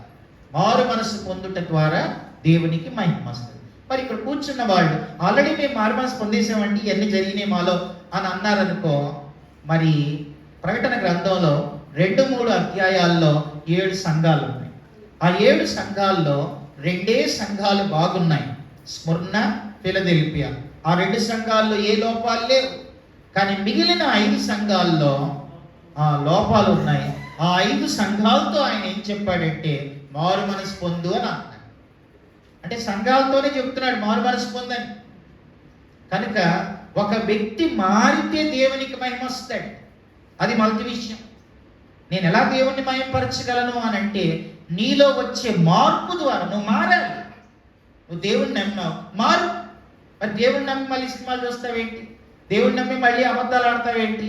దేవుణ్ణి నమ్మి మళ్ళీ సీరియల్ చూస్తావేంటి? దేవుణ్ణి నమ్మి మళ్ళీ చెడ్డ పనులు ఎందుకు చేస్తున్నావు? దేవుణ్ణి నమ్మి మళ్ళీ ఎందుకు బూతులు తిడుతున్నావు? దేవుణ్ణి నమ్మి దేవుణ్ణి నమ్మితే నువ్వు మారాలి కదా. మారనన్నా మారాలి, లేకపోతే ఒక రోజున అక్కడ మారుతావు. మారినోళ్ళు మారుతారు. కనుక మారనన్నా మారు. నేను ఒక చోట ఇలాగే ఒక మీటింగ్లో మొన్న వెళితే వాళ్ళు చెప్తున్నారు, మీరు అన్న ఒక్క మాటకు ఒక ఆయన మారాడండి అని అంటున్నారు. ఏమన్నాను అని అన్నాను. అంటే మీరు అన్నారు బ్రదర్ వాక్యంలో, మీరు మారనన్నా మారండి, లేకపోతే పూర్తిగా మానన్నా మానండి అని అన్నానండి. నువ్వు మారుకో, లేకపోతే మారు. ఆ ఒక్క మాట ఆయన పట్టుకొని ఆయన మారాడు అని అంటున్నాను. కానీ మారాలి. దేవుని నమ్మిన తర్వాత నీ లోపల నువ్వు ఎంత మారుతా ఉంటే దేవునికి అంత మహిమ వస్తే. ఇప్పుడు కొంతమంది చూడండి, ఇలా చెప్తాను, కొంతమంది దేవుడిని నమ్ముకుంటారు. మీ ఇళ్లలో చిన్నపిల్లలు మీ ఇంట్లో క్రికెట్ ఆడుతున్నారనుకో, ఒరే ఇక్కడ ఆడకురా అద్దం పగిలింది అని చెప్తాం. అది పెద్దోడయ్యాప్పుడు ఇంట్లో క్రికెట్ ఆడుతున్నాడు అనుకో, అప్పుడు ఏమంటాను చెప్పండి? బుద్ధుందేరా, ఏమన్నా చిన్నపిల్లోడువా, ఇక్కడ ఆడుతున్నావు ఏంటి, గ్రౌండ్కి వెళ్ళని అంటాం.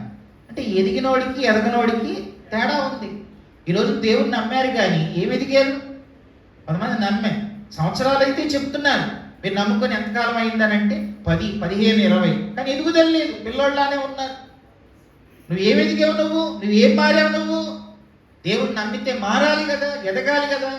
మార్పు ఏమీ లేదు. నమ్మినప్పుడు ఎట్లున్నారు, ఇప్పుడు అంతే. అప్పుడన్నా కనీసం అందరికంటే ముందు వచ్చేవాళ్ళు, ఇప్పుడు అందరికంటే ఆలస్యంగా వస్తున్నారు. అంటే సంవత్సరాలు జరుగుతూ ఉంటే ఏం మార్పు వచ్చింది? సంవత్సరాలు జరుగుతూ ఉంటే మారాలి, నీ లోపల ఎదుగుదల కనబడాలి. నువ్వు మారుతుంటే నీ ద్వారా దేవుని మహిమ వస్తుంది. అవునండి, నిజంగా ఈ సహోదరి అందరికంటే ముందొస్తుందండి, ఈ బ్రదర్ అందరికంటే ముందొస్తాడండి, దేవుని భాగం దేవునికి కరెక్ట్గా ఇస్తాడండి అని నీ గురించి నువ్వు మార్పు చెందుతా ఉంటే దేవునికి మహిమ వస్తుంది. నువ్వు మారకపోతే ఏం మహిమ? అర్థమవుతుందా? మొదటి విషయం, మారకపోతే దేవునికి మహిమ రాకపోతే ప్రమాదాలు చెప్పాను కనుక ప్రమాదాలు తప్పించుకోవాలంటే మనం ఆయన మహిమపరచాలంటే 7 పనుల్లో ఒకటి నేను మీకు జ్ఞాపకం చేశాను. మొదటిది ఏంటనంటే దేవునికి మన ద్వారా మహిమ రావాలంటే మొట్టమొదటిది ఏం చేయాలంటే ఈ పని చేయాలి. ఏం చేయాలి? మారు మనస్సు పొందుటది. మారాలండి. దేవుని నమ్మకం నువ్వు మారు. సరే, కొత్తలో ఏదంటే చిన్నపిల్లోడు తెలుసో తెలియకో చేసావు, నువ్వు ఇన్ని సంవత్సరాలు అయినా కానీ నువ్వు ఇంకా మారకపోతే ఎలా? ఇప్పుడు ఇంకో మాట చెప్తాను వినండి. దేవుడు మోషేని ఇలా అన్నాడు, నువ్వు చూస్తావే కానీ వెళ్ళలేవని అన్నాడు. మోషే, నువ్వు కనాను చూస్తావే కానీ అందులో ప్రవేశించవు అని అన్నాడు. అది ఎందుకంత పెద్ద పనిష్మెంట్ ఇచ్చాడు అని అంటే ఎందుకు ఇచ్చాడు చెప్పండి? బండని కొట్టడం కాదండి, అది చూడండి. కీర్తనల గ్రంథం చూడండి, ఆ మాట కీర్తనల గ్రంథం 106వ కీర్తన 33. 106:33లో మనం చూస్తే చూడండి అన్నప్పుడు చూడండి, చదవండి అన్నప్పుడు చదవండి. 106:33, 32 కూడా నేను చదువుతున్నాను. మెరీబా జలముల యొద్ద వారు ఆయనకు కోపం పుట్టించి కావున వారి మూలముగా మోషేకు బాధ కలిగను. ఎట్లనగా వారు అతని ఆత్మ మీద తిరుగుబాటు చేయగా అతడు తన పెదవులతో, ఈ మాట అండర్లైన్ చేసుకోవాలి, అతడు తన పెదవులతో గాని మాట పలికెను. ఆ మాట ఏంటి అని అంటే మూర్ఖులారా, దుర్మార్గులారా ఈ కాదు. కొన్నిసార్లు బాగా ఫ్లోలో కోపంలో ఉన్నప్పుడు పాతోడు బయటకు వస్తాడు. బాగా ఫ్లోలో కొన్నిసార్లు కోపంలో చూడండి. ఇప్పుడు సౌలు ఏమన్నాడు వాళ్ళ కొడుకుని, యోనాతాన్ని, ఆవిడ కొడుకు అని అన్నాడు. అంటే ఎంత పెద్ద మాట అది, బయట ఎంత భూత పదం అది. ఆ ఫ్లోలో వచ్చేస్తాయి కొన్ని. అలాగే మోషే కూడా అతడు తన పెదవులతో కాని మాట అంటే ఆ కోపంలో భూత మాట అనేసాడు. మరి దేవుడు ఎందుకు పనిష్మెంట్ ఇచ్చాడంటే ఇటు చూడండి చెప్తాను. మిగతా వాళ్ళు చిన్నపిల్లోడు అంటే దేవుడు ఊరుకునేవాడు, క్షమించేవాడు. కానీ దేవుడు మోషే గురించి సర్టిఫికెట్ ఇచ్చాడు. ఏమన్నాడంటే అసలు భూలోకం అంతట్లో ఇలాంటి సాత్వికుడు ఇంకొకళ్ళు లేడు అని. తర్వాత మోషేతో ముఖాముఖిగా మాట్లాడాడు. ఇంత పెద్ద ఆధిక్యతలు బిరుదులు ఇస్తా ఉంటే నువ్వేంటయ్యా ఇంత పెద్ద మాట అన్నా, కాబట్టి నా పరిశుద్ధతను నువ్వు సన్మానించలేదయ్యా. కనుక నీలాంటి వాడు ఇలా అనకూడదు, ఇంత ఎదిగినోడి పని చేయకూడదు. ఇప్పుడు ఎవరైనా పాస్టర్ తప్పు చేశాడు ఏమంటారు? విశ్వాసాలు అంటే చేస్తారండి, పాస్టర్ కూడా చేస్తాడా? ఆ చెప్పేవాడే చేస్తాడా? తెలిసినోడే చేస్తాడు అంటాను చూడండి.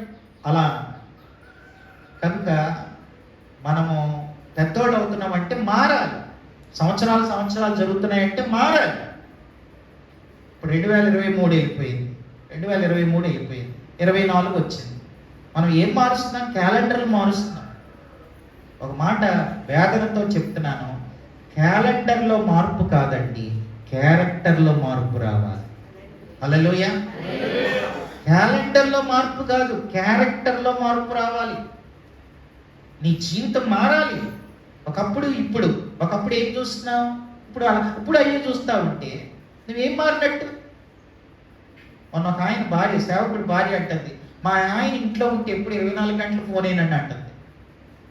అదే యూత్ పిల్లలు పట్టుకున్నారంటే సరే అనుకోవచ్చు. సేవకుడు 24 గంటలు ఫోన్ పట్టుకొని, అలాంటి ఒక సేవకుల మీటింగ్లో క్వశ్చన్ అవర్ పెడితే సేవకుడు రాశాడు, జబర్దస్తి చూడొచ్చా చూడకూడదా అన్నాడు. సేవకుడు జబర్దస్తి చూడొచ్చా చూడకూడదా అన్నాడు. అసలు ఆయన బుద్ధి ఉందా? ఆ సేవకుడు బాగా తిట్టాడులేండి. అసలు నువ్వు సేవకుడువేనా అన్నాడు ఫస్ట్. నువ్వు దేవుని సేవకుడు అయి ఉండి సినిమాలు చూడొచ్చా? అదే రాసేది సేవకుల మీటింగ్లో మీ ప్రశ్నలు ఏంటో అడగండి అంటే ఆయనది రాశాడు. జబర్దస్తి చూడొచ్చా చూడకూడదు. ఒక ఆయన ఏమి సినిమా చూడొచ్చా చూడకూడదా అని రాశాడు. దేవుని సేవకుడై ఉండి సినిమా చూడొచ్చో చూడకూడదో తెలీదా? బైబిల్లో రాయలేదా? అల్లరితో కూడిన ఆటపాటలు అంటే ఏంటి? ఆట, తర్వాత ఒక పాట, మధ్యలో పోట్ల ఆట. అదే కదా సినిమా అంటే. సినిమా అంటే ఏం చెప్పండి? ఆట, తర్వాత ఒక పాట, మధ్యలో డిష్. అదే కదా సినిమా. అల్లరితో కూడిన ఆటపాటలు అంటే స్పష్టంగా చెప్పలేదా? చూడొద్దో చూడకూడదని ఇంకేం ఏం చెప్పాలి? ఏం మారినట్టు? దేవుణ్ణి నమ్ముకొని కూడా ఇంకా మారట్లేదు జనం చాలా మంది. అందుకే వాళ్ళ ద్వారా ఏ మహిమ దేవునికి రావట్లేదు. నీ ద్వారా దేవునికి మహిమ రావాలంటే నువ్వు మారాలి. అదే మెయిన్. మారు మనస్సు పొందుట ద్వారా దేవునికి మహిమ. నువ్వు మారితే దేవునికి మహిమ వస్తాడు. డబ్బు మీద వ్యామోహం పోలేదు, వేరే వాటి మీద వ్యామోహం పోలేదు, తర్వాత వేరే వాటి మీద ఉండాల్సిన ప్రేమ చావలేదు. దేవుణ్ణి నమ్ముకున్నాం, ఆదివారం మాత్రం బైబిల్ పట్టుకొని వస్తారు. ఏం మారినట్లు? చాలు, ఎందుకంటే ఎక్కువ చెప్పలేను. మొదటిది మారు మనస్సు పొందుట ద్వారా దేవునికి మహిమ. రెండవ విషయం చెప్తాను రండి. రెండవది, మనం ఏం చేస్తే దేవునికి మహిమ వస్తుంది అని అంటే చూడండి, దేవుని వాక్యంలో కొరింథీయులకు రాసిన మొదటి పత్రిక 6వ అధ్యాయం. కొరింథీయులకు రాసిన మొదటి పత్రిక 6వ అధ్యాయం చూడండి, 18, 19, 20 వచనాలు, లేదా 19, 20 చూడండి. కొరింథీయులకు రాసిన మొదటి పత్రిక 6వ అధ్యాయం 19, 20 వచనాలు. మీ దేహం దేవుని వలన మీకు అనుగ్రహింపబడి మీలో ఉన్న పరిశుద్ధాత్మకు ఆలయమై ఉన్నదని మీరు ఎరుగరా? మీరు మీ సొత్తు కారు, విలువ పెట్టి కొనబడిన వారు కనుక మీ దేహముతో దేవుని మహిమపరచుడి. రెండవది, ఏం చేస్తే దేవునికి మహిమ అని అంటే మీ దేహం దేవుని వలన మీకు అనుగ్రహింపబడి మీలో ఉన్న పరిశుద్ధాత్మక ఆలయం. మీరు విలువ పెట్టి కొనబడ్డారు. మీ దేహంతో దేవుణ్ణి మహిమపరచండి అని అంటే రెండవది, పరిశుద్ధంగా బ్రతకడం ద్వారా దేవునికి మహిమ. అది రెండవ విషయం. ఒకటి మారు మనస్సు పొందుట ద్వారా మహిమ. రెండవది, ఈ దేహంతో ఉన్నంత కాలం మనం ఎలా బ్రతకాలి అని అంటే పరిశుద్ధంగా బ్రతకాలి. నీలో పరిశుద్ధత ఉండాలి. నువ్వు పరిశుద్ధంగా బ్రతుకుతూ ఉంటే నీ ద్వారా దేవునికి మహిమ వస్తుంది. అమ్మో, ఆ అన్న అలాంటి వినడండి, ఆయన అలాంటి మాట్లాడండి, ఆమె అలాంటి మాట్లాడదండి, వాళ్ళు చాలా యథార్థంగా పరిశుద్ధంగా బ్రతుకుతారండి అనే వాళ్ళ ద్వారా దేవునికి మహిమ వస్తుంది. నువ్వు పరిశుద్ధంగా బ్రతికితే దేవునికి మహిమ. కొంతమంది దేవుణ్ణి నమ్ముతారు, ఏం పరిశుద్ధత ఉండదు. ఒకసారి ఇలాగే ఒక ఆదివారం సేవకుడు చెప్తున్నాడు ప్రభు బల్లప్పుడు, ఈ రోజు బయటికి చాలా మంది వెళ్ళట్లేదు, ఇళ్లలోనే ఫోన్లోనే, ఇళ్లలోనే థియేటర్కి వెళ్ళి సినిమా చూడట్లేదు, ఇంట్లోనే చూస్తున్నారు, టీవీల్లోనూ ఫోన్లోనూ. అలా చూసేవాళ్ళు ప్రభు బల్లో పాలు పంపులు పొందకండి, పరిశుద్ధంగా వారమంతా బ్రతికిన వాళ్ళు చేయొద్దనంటే అందరూ చేయెత్తుతున్నారు. చేయెత్తుతుంటే ఒక చిన్న పిల్ల వాళ్ళ మమ్మీ చేయెత్తడం చూసి, మమ్మీ చేయెత్తుకే చేయదిచ్చివే, మన ఇంటికాడ సినిమా చూస్తున్నాగా అని అందరికీ పడి తెచ్చుకో. అప్పుడు వాళ్ళ అమ్మ ఏ నోర్మై అని గట్టిగా అరిసి పగల కొడతా అని చెప్పి అది కూడా వినబడుతున్నాను అందరూ. సరే అయిపోయింది, ప్రభు వల్ల అయిపోయింది. దారిలో వెళ్ళేటప్పుడు ఆ పిల్ల అడిగిందంట, అమ్మా మరి ఇంటికాడ మనం చూస్తున్నాగా, మాస్టర్ గారు అట్లా చెప్పారు, నువ్వు ఎందుకు, నువ్వు 24 గంటలు సీరియల్ చూస్తుంటావు కదా నువ్వు, కనుక అలాంటి వాళ్ళు అందులో పాలు పంపులు పొందొద్దంటే నువ్వు ఎందుకు చేయొద్దావంటే అవందంట ఆ పిల్లతో అలా అట్లాగే చెప్తారమ్మా, వాళ్ళ బతుకుదేరు అది, నువ్వేం పట్టించుకోకమ్మా అని అంటాడు. ఇంకెప్పుడన్నా పట్టించుకుంటుందా ఆ పిల్ల?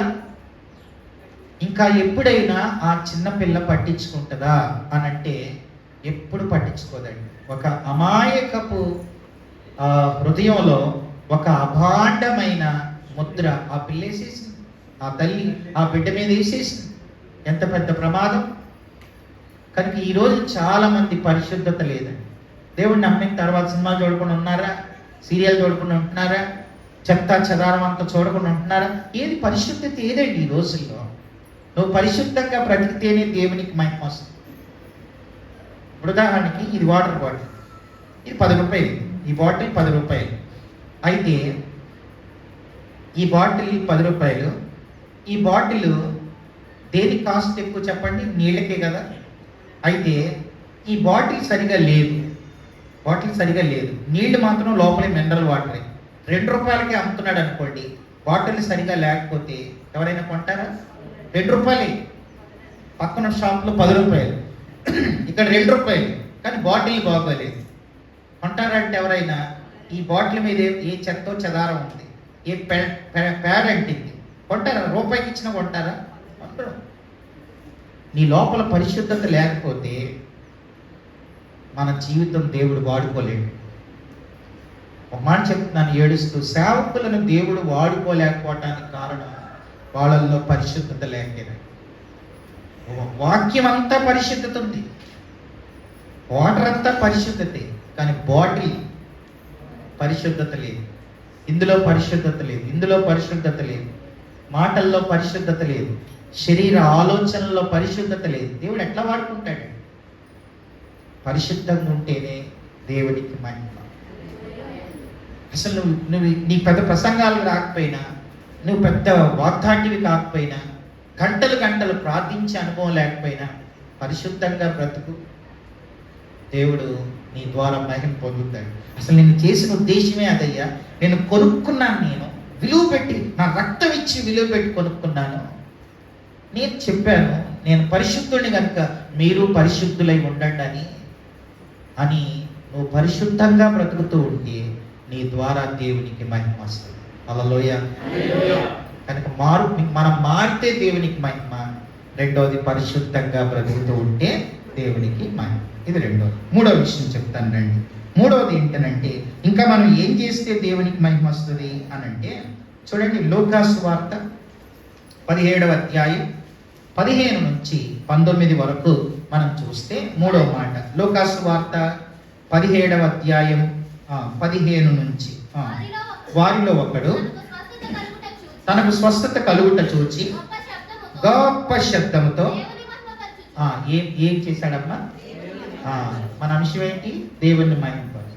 కనుక ఇక్కడ ఒక అతను దేవుని మహిమపరచుచు తిరిగి వచ్చి ఆయనకు కృతజ్ఞతాస్తుతులు చెల్లించుచు ఆయన పాదముల యొద్ద సాగిలపడెను. వాడు సమరయుడు. అందుకు యేసు, 10 మంది శుద్ధులై కారా? ఆ 90 ఎక్కడ? ఈ అన్యుడు తప్ప దేవుని మహిమపరచుటకు తిరిగి వచ్చిన వాడెవడునో అగపడలేదా? అంటే మూడవది దేవునికి ఎలా మహిమ వస్తానంటే, కృతజ్ఞత కలిగి ఉండుట ద్వారా దేవునికి మహిమ. 10 మంది శుద్ధులయ్యారు. 10 మంది శుద్ధులైతే 90 వెళ్ళిపోయారు. కానీ ఒక్కడు సమాజానికి దూరంగా ఉంటున్నాను, దేవుడు నన్ను బాగు చేశాడు, ఇప్పుడు నేను సమాజంలోకి వెళ్తాను, ఈ ఆధిక్యత నాకు ఎలా కలిగింది? ఆయన వల్లే కదా అని పరుగున వచ్చి కృతజ్ఞతాస్తుతులు కృతజ్ఞత ద్వారా దేవునికి మహిమ. ఈ రోజున చాలా మందిలో కృతజ్ఞత కనబడట్లేదండి. దేవుడు కొంచెం ఒక జాబ్ ఉంటే కొంతమందికి ఎంత గర్వం. ఒక కారులో వెళ్ళేవాడికి సైకిల్ మీద వెళ్ళేవాడు ఎంత చులకనో. ఒకప్పుడు ఆ సైకిల్ కూడా లేదు, నడుచుకుంటూ వెళ్ళారు. అది మర్చిపోతారు కొంతమంది. ఈరోజు ఏదో కారు వచ్చిందో, ఒక ఇల్లు కట్టుకున్నావో, ఒక ఉద్యోగం వచ్చిందో, దేవుడు మన నుండి కోరుకునేది ఏంటనంటే కృతజ్ఞత. నాకు దావీదు ఈ విషయంలో చాలా బాగా నచ్చుతాడు. నాకు. ఎందుకనంటే ఆయన ఎక్కడో గొర్రెలు కాసుకునేవాడు, దేవుడు రాజును చేశాడు. తన వృద్ధాప్యంలో దావీదు ఏమన్నాడో తెలుసా? ఇంతగా నీవు నన్ను హెచ్చించటానికి నేను ఏ పాటి. అదండి కృతజ్ఞత. ఇంతగా నీవు నన్ను హెచ్చించడానికి నేను ఏ పాటి వాడిని, నా కుటుంబం ఏ పాటిది. అదండి ఆ కృతజ్ఞత. నీ లోపలుంటే నీ వైఖరిలో కూడా కనపడదు. కృతజ్ఞత లోపలుంటే నువ్వు వేసుకునే వస్త్రాల్లో కూడా కనపడదు. కృతజ్ఞత లోపలుంటే నీ మాటల్లో కూడా కనపడదు. ఎవరన్నా ఏదన్నా అడిగితే నీ మాటల్లో ఏదో బ్రదర్ దేవుని కృప అండి, ఇదంతా ప్రభు ఇచ్చాడండి, దేవుని కృప అండి, అది కృతజ్ఞత అండి. మీకు తెలుసు అనుకుంటున్నాను, దగ్గరలో నెల్లూరులో ఒక ఆయనకు 2000 మంది సంఘం. ఆయన స్విఫ్ట్ డిజైర్ తెల్ల కారులో వెళతాడు, ఆయన తెల్ల బట్టలు వేస్తాడు. ఆయన ఎప్పుడు వాక్యం చెప్పినా, ఆయన ఒకప్పుడు రోడ్డు పక్కన కుష్ఠరోగి, ఆయన నడిపించిన వారి పాట పాడుకుంటూ కుష్ఠరోగి, సువార్త విని యేసుప్రభు నమ్మాడు, దేవుడు బాగు చేశాడు, సువార్థికుడు అయ్యాడు, సేవకుడు అయ్యాడు, సంఘం కట్టాడు, అన్ని కట్టాడు, కారులో దిగుతాడు. కానీ నిలబడిన ప్రతిసారి ఆయన ఆ చెప్పు చూపిస్తాడు అడుక్కునేటప్పుడు. ఈ రోజు నన్ను ఈ వైట్ కార్లో చూస్తున్నారు, తెల్లబట్టల్లో చూస్తున్నారు, కానీ నా స్థితి ఒకప్పుడు ఇదమ్మా అని గతాన్ని ఎప్పుడు మర్చిపోయాడు ఆయన. అది కృతజ్ఞత. ఈరోజు చాలా మందిలో ఆ కృతజ్ఞత లేదండి. కొంతమంది చూడండి, వాళ్ళకి ఏదైనా కొద్దిగుంటే చాలు, అంతే, ఇంకా పక్కన వాళ్ళు ఎవరిని లెక్క చేయకుండా వాళ్ళ మాటల్లో వాడెంత వీడెంత అనేస్తాము. కనుక మనలో కృతజ్ఞత ఉండాలండి. బ్రదర్ ఏంటి ఎలా ఉన్నారంటే, ప్రభు కృపను బట్టి బాగున్నానండి. ఏదో బండి కొనుక్కున్నారంట, దేవుడు కృప బ్రదర్, నడవలేకపోతున్నానని ప్రభు ఇచ్చాడు బ్రదర్. దేవుడు ఏదో నేను సేవ చేస్తున్నాడని, దేవుడు కొన్ని సదుపాయాలు కలిగించాడు అని మన లోపల కృతజ్ఞత ఉండాలి. అప్పుడు దేవునికి మహిమ వస్తుంది. నీకు ఎన్ని ఇచ్చినా నీ కృతజ్ఞత లేకపోతే ఒక రోజు అందులో తోస్తాడు, అది ప్రమాదం.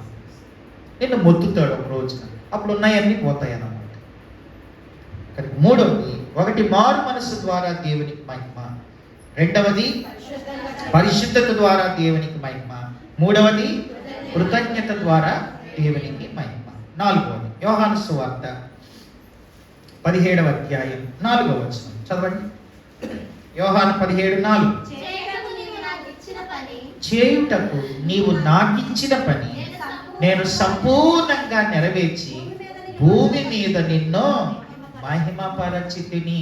అంటే నాలుగోది ఏంటనంటే, దేవుడు నీకేం పనిచ్చాడో అందులో నువ్వు చూపే నమ్మకత్వాన్ని బట్టి దేవుడు మహిమ పొందుతాడు. నమ్మకత్వం ద్వారా దేవునికి మహిమ. హల్లెలూయా.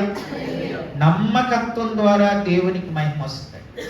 చేయుటకు నీవు నాకిచ్చిన పని నేను సంపూర్ణంగా చేశాను, నిన్ను మహిమపరిచాను అని యేసుతో చెప్తున్నాడు. అంటే నీకు ఏ పని ఇచ్చాడు ఆ పన్ను నమ్మకంగా చెయ్యి. ఒకసారి వినండి, మా ప్రాంతంలో ఒక సేవకుడు, వాళ్ళ చర్చికి 5గురే వస్తారు, కానీ ఆ 5గురి కోసం 1.5 వాక్యం చెప్తాడు ఆయన. 5గురే వాళ్ళ చర్చికి వచ్చేవాళ్ళు, 1.5 వాక్యం చెప్తాడు. తర్వాత ఆ 5గురికి వాక్యం చెప్పడానికి గంటలు ప్రిపేర్ అవుతాడు. అయితే ఆయన భార్య అంది, ఒక రోజున ప్రసంగం ఇంట్లోకి వచ్చాక ఇలా అందంట. ఏమందంటే, ఏమండి ఉన్నది 5గురు, 1.5 వాక్యం అవసరమా? వాళ్ళకి 5-10 నిమిషాలు చెప్పి క్లోజ్ చేస్తే నిన్ను ఏమన్నా అడుగుతారా? గంటలు పుస్తకం పట్టుకొని బైబిల్ పట్టుకొని చదువుతూనే ఉంటావు ఆ 5గురి కోసం, ఎందుకంటే ఇలా. కానీ ఓ రోజున భార్య కోప్పడితే ఆయన అన్నాడు, ప్రభు నాకు ఇచ్చింది 5 ఆత్మలే, ఆ 5గురిని నేను కాపాడి ప్రభు దగ్గరికి తీసుకెళ్తే బలా నమ్మకమైన మంచి దాసుడా అని. కనుక వాళ్ళ భార్యతో ఈ మాట అన్నాడండి. ఆయన ఏమన్నాడంటే, ఆయన అన్నమాట, నువ్వు 5గురే అనుకుంటున్నావు, కానీ నాకు 5 ఆత్మల్ని ఇచ్చిన ఆ దేవుడు తన దూతల్ని పంపి వాళ్ళు నేను చేసే పరిచర్యను తొంగి చూస్తున్నారు, నేను నమ్మకంగా చేస్తున్నానో లేదో వాళ్ళు నన్ను చూస్తారు. ఒకరోజు నా ప్రభు దగ్గర నేను చేసిన పనికి బహుమానం నాకు ఆయన ఇస్తాడు. కనుక నాకు ఇచ్చిన ఆత్మల్ని నేను నమ్మకంగా తీసుకొని వెళ్ళాలి, అందుకు నేను నమ్మకంగా పనిచేస్తున్నాను, ఈ విషయంలో ఎప్పుడు నన్ను ఇబ్బంది పెట్టొద్దని భర్త భార్యకి చెప్పాడు.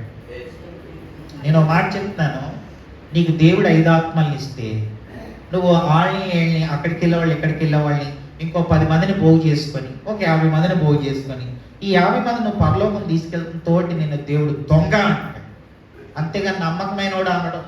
నీకు ఇచ్చింది 5 ఆత్మలు అయితే 50 మందిని తీసుకొచ్చావు, నేను నీకు ఇచ్చాను వెళ్ళామైనా వాళ్ళని ఎందుకు పోగు చేసుకున్నావు అన్నాడు.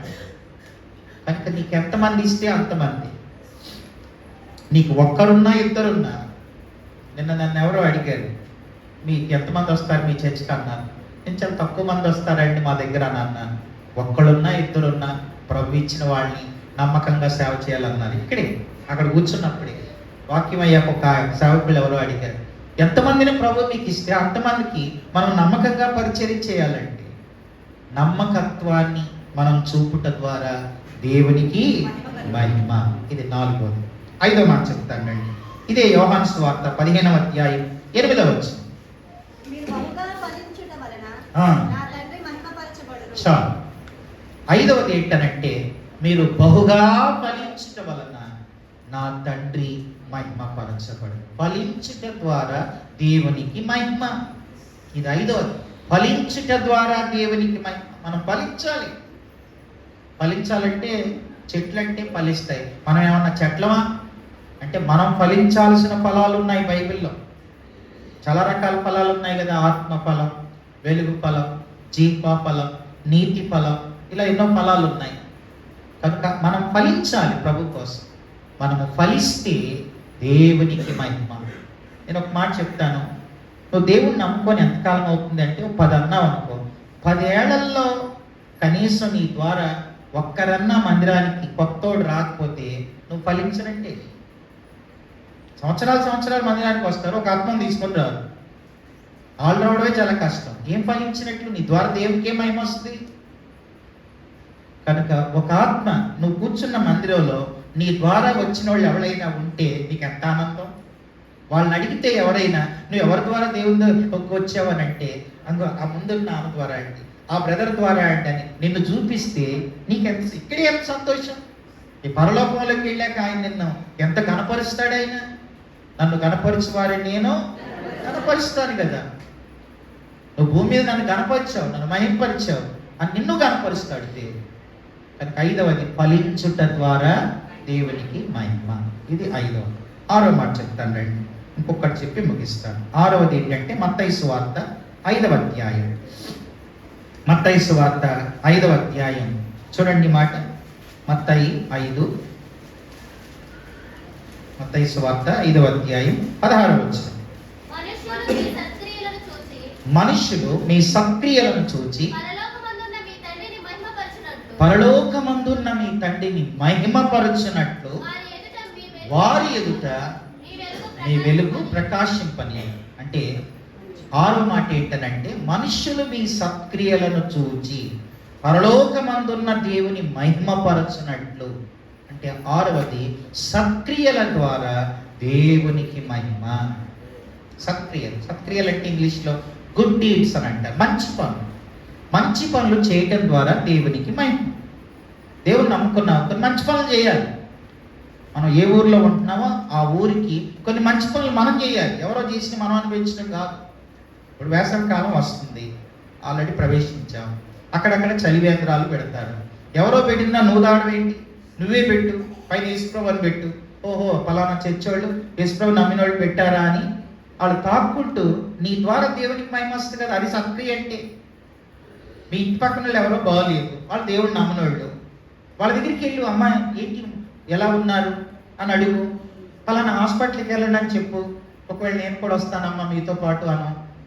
వాళ్ళు చర్చికి వెళ్ళిన వాళ్ళే, కానీ కొన్ని మంచి పచ్చి నీ ద్వారా దేవునికి మహిమ వస్తుంది. ఆ టైంలో అక్కయ్య గారు వచ్చి, ఆ వదినమ్మ వచ్చి ఇలా చేయటం వల్ల ఈరోజు అని నిన్ను బట్టి దేవునికి మహిమ. కొన్ని మంచి పనులు చేయాలండి, కొన్ని సత్క్రియలు చేయాలి.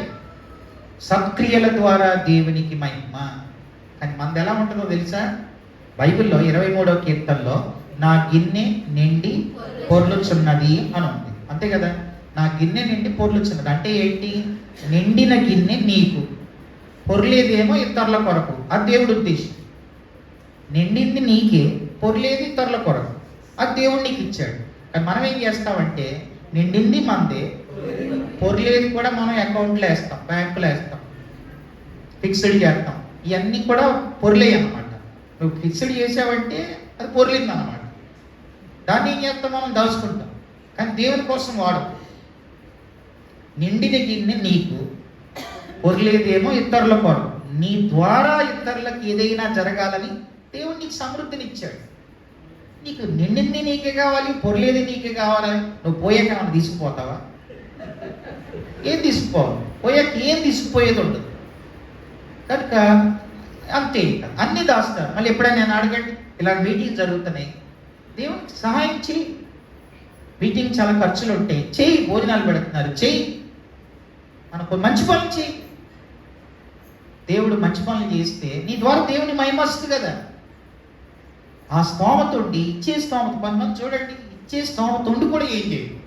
పేదవాళ్ళకి ఏమో ఏమీ లేని వాళ్ళకి చెయ్యాలని ఉంటుంది, వాళ్ళ దగ్గర ఉండదు. ఉన్నవాడికి ఏమో ఇవ్వాలని ఉండదు, లేనివాడికి ఏమో పెట్టాలని ఉంటుంది. మరి లేనివాడికి కూడా పెట్టే అంత స్థితి వచ్చి అతను కూడా ఆ లెక్కలోకి వెళ్ళిపోతాడు, ఎవరు భయం వేస్తున్నా. కానీ కొంతమందికి దేవుడు ఇచ్చేది. అందుకే ఒక దైవజనుడు ఏమన్నాడంటే, క్రైస్తవుడు సంవత్సరాలు జరిగే కొద్దీ ఇచ్చుటలో అభివృద్ధి చెందాలని అన్నాడు. మనం ఇవ్వటంలో ఎదగాలి, మనం ఇచ్చుటలో అభివృద్ధి చెందాలి. మనం దేవునికి ఇవ్వాలి, సేవకులు ఇవ్వాలి, విశ్వాసులు ఇవ్వాలి. మన సమాజానికి, మన ఊరికి, మన సంఘానికి మనం ఎంతో చేయాలి. అప్పుడు మన ద్వారా దేవునికి మహిమ వస్తుంది. నేను దేవుని నమ్ముకొని 23 సంవత్సరాలు అవుతుంది. 23 సంవత్సరాల నా చిన్న జీవితంలో నేను ఎక్కడ ఏ సేవకుల మీటింగ్లో డబ్బులు ఇస్తారు అన్న మీటింగ్ నేను ఎప్పుడు వెళ్ళలేదు. 23 సంవత్సరాల్లో పలానా చోట మీటింగ్కి వెళ్తే డబ్బులు ఇస్తారు, పలానా చోట మీటింగ్కి వెళ్తే డబ్బులు ఎందుకు ఇస్తారు? మీటింగ్కి వెళ్తే వాక్యం దొరికిద్దని వెళ్ళాలి తప్ప డబ్బులు ఇస్తే మీటింగ్కి వెళ్తాం అనేది అదొక చాలా అల్పమైన నీ ఆత్మీయ స్థితి ఎంత ఎదిగిందో దానిలోనే అర్థమైపోతుంది. దేవుడు నీకు ఇవ్వలేడా? నేను పిలిచిన వాడు నమ్మకస్తుడు కాదా? నువ్వు నమ్మకంగా చేస్తావంటే నీ సంఘం ద్వారా దేవుడు నీకు ఇస్తాడు. ఎవరినో ప్రేరేపించి దేవుడు నీకు ఇస్తాడు. అంతేగాని మనమేదో ఆశించి ఆ 200, 300 కోసం ఆశించి ఎక్కడెక్కడికో పోతా ఉంటారు. అంటే నీ దేవుడిని ఎంత తక్కువగా నువ్వు అంచనా వేస్తున్నావు. సక్రియల ద్వారా దేవునికి మహిమ. కొన్ని మంచి పనులు నువ్వు చెయ్యి, నువ్వు అలా నువ్వు ఇచ్చుట ద్వారా దేవునికి మహిమ వస్తుంది. అది మనం గుర్తించాలి. మనం ఇవ్వాలండి. మన సమాజానికి ఏదైనా చేయాలి. ఇప్పుడు ఈ ఊర్లో ఇంకా దేవుడు నమ్మని వాళ్ళు ఎంతోమంది ఉన్నారు. ఊరి కోసం ఏదో ఒకటి చెయ్యి, ఊరి కోసం ఏదో ఒకటి చెయ్యండి. నమ్మిన వాళ్ళే చెయ్యాలి. మనుషులు మీ సక్రియలను చూచి, ఇక్కడికి దగ్గరలో రాజమండ్రి ఉంది, ధవళేశ్వరం బ్రిడ్జి ఉంది. ఎవరు కట్టారంటే అది సర్ ఆర్థర్ కాటన్. ఆయన ఎక్కడో పుట్టాడు, ఆయన ఒక ఇంజనీర్. ఆ కాలంలో BE చదివాడు, చదువుకున్నాడు. మన దేశం ఇక్కడికి వచ్చారు, ఇంజనీర్ కాబట్టి బ్రిడ్జి కట్టాడు, అయిపోయింది. కానీ ఒక విశ్వాసిగా ప్రతిరోజు సాయంకాలం గుర్రం మీద వెళ్ళి పేదవాళ్ళ దగ్గరికి వెళ్ళి తనకున్నది ఇచ్చి, ఉప్పు, పప్పు, కారం, చింతపండు ఏది ఉంటే అది ఇచ్చి దేవుని ప్రేమను చేతులతో పంచాడు ఆయన. అందుకే ఈ రోజున అనేక మంది హృదయాల్లో ఆయన ఒక దేవుడండి అన్న ఆ స్థాయిని ఆయన పొందాడు. మనం ఏదైనా చెయ్యాలి. నేను అందుకే ఒక మాట చెప్తున్నాను, నీకెవరైనా ఏదైనా ఇస్తే చెక్కుకో, నువ్వేదైనా ఇస్తే దాన్ని మర్చిపో. మనం ఇచ్చిన దాన్ని మర్చిపోవాలి, మనం పొందిన దాన్ని చెప్పుకోవాలి. అంతేగాని నేను అప్పుడు ఇది చేశాను, ఇప్పుడు అది చేశాను, ఎప్పుడుదో చెప్తాడు. ఇప్పుడేం చేస్తున్నావు? దేవుని కోసం ఇప్పుడు నువ్వు పెరిగావు, పెద్దోడు అయ్యావు, నువ్వు ప్రభు కోసం ఇంకెంతో చేయాలి. కొన్ని మంచి పనులు చేయాలండి. మనం ఉన్న సమాజానికి మనం కొన్ని మంచి పనులు చేయాలి. ఒక మాట చెప్తారు, ఈ రోజుల్లో పై మాటలు కరపత్రిక చేసుకున్నావు అనుకోండి, ఎవరు నమ్మరు. సత్క్రియల ద్వారానే వస్తారు. సమాజానికి కొన్ని ఏమైనా చెయ్యి. మిషనరీలు అంతా ఏం చేశారు? వాళ్ళు వచ్చి విద్య, వైద్యం, సమాజానికి ఎంతో చేశారు. వాళ్ళ ద్వారా దేవునికి మహిమ వచ్చింది. వాళ్ళ పేరు మీద హాస్పిటల్స్ ఉన్నాయి. వాళ్ళ ద్వారా దేవునికి మహిమ వచ్చింది. మదర్ తెరీసా మన దేశానికి వచ్చింది. ఆమె ఎంతో సేవ చేసింది, దేవునికి మహిమ వచ్చింది ఆమె ద్వారా. కొన్ని మంచి పనులు చేయటం ద్వారా మనుష్యులు మీ సత్క్రియలను చూచి పరలోకమందున్న తండ్రిని మహిమపరచునట్లు. 6వది సత్క్రియల ద్వారా దేవునికి మహిమ. ఇది 6 విషయాలు. చివరి మాట చెప్పి ముగిస్తాను. 7వది రండి, ఫిలిప్పీలకు రాసిన పత్రిక 1వ అధ్యాయం 19వ వచనం. ఒక్కటి చదువుకొని ప్రార్థన చేసుకుందాం. ఫిలిప్పీలకు రాసిన పత్రిక 1వ అధ్యాయం 19వ వచనం చదవండి. మరియు నేను ఏ విషయంలోనూ సిగ్గుపడక ఎప్పటి వలనే ఇప్పుడు పూర్ణ ధైర్యంతో బోధించటం వలన నా బ్రతుకు మూలంగానైనా సరే, నా చావు మూలంగానైనా సరే, క్రీస్తు నా శరీరమందు ఘనపరచబడునని. దేవునికి ఎలా మహిమ అంటే, మన బ్రతుకు మూలంగా చివరికి మన చావు ద్వారా కూడా దేవునికి మహిమ రావాలండి. హల్లెలూయా. మన చావు ద్వారా కూడా దేవునికి మహిమ రావాలి. ఎలాగో చెప్పి ముగిస్తాం. ఇప్పుడు ఇది ఎన్నో సంవత్సరం? 2024 ఫిబ్రవరి. అయితే క్రీస్తు శకం 117. అప్పుడు రోమా చక్రవర్తి, ఆయన పేరు మార్కస్, పరిపాలిస్తున్నాడు. ఆయన పేరేంటి? మార్కస్ పరిపాలిస్తున్నాడు.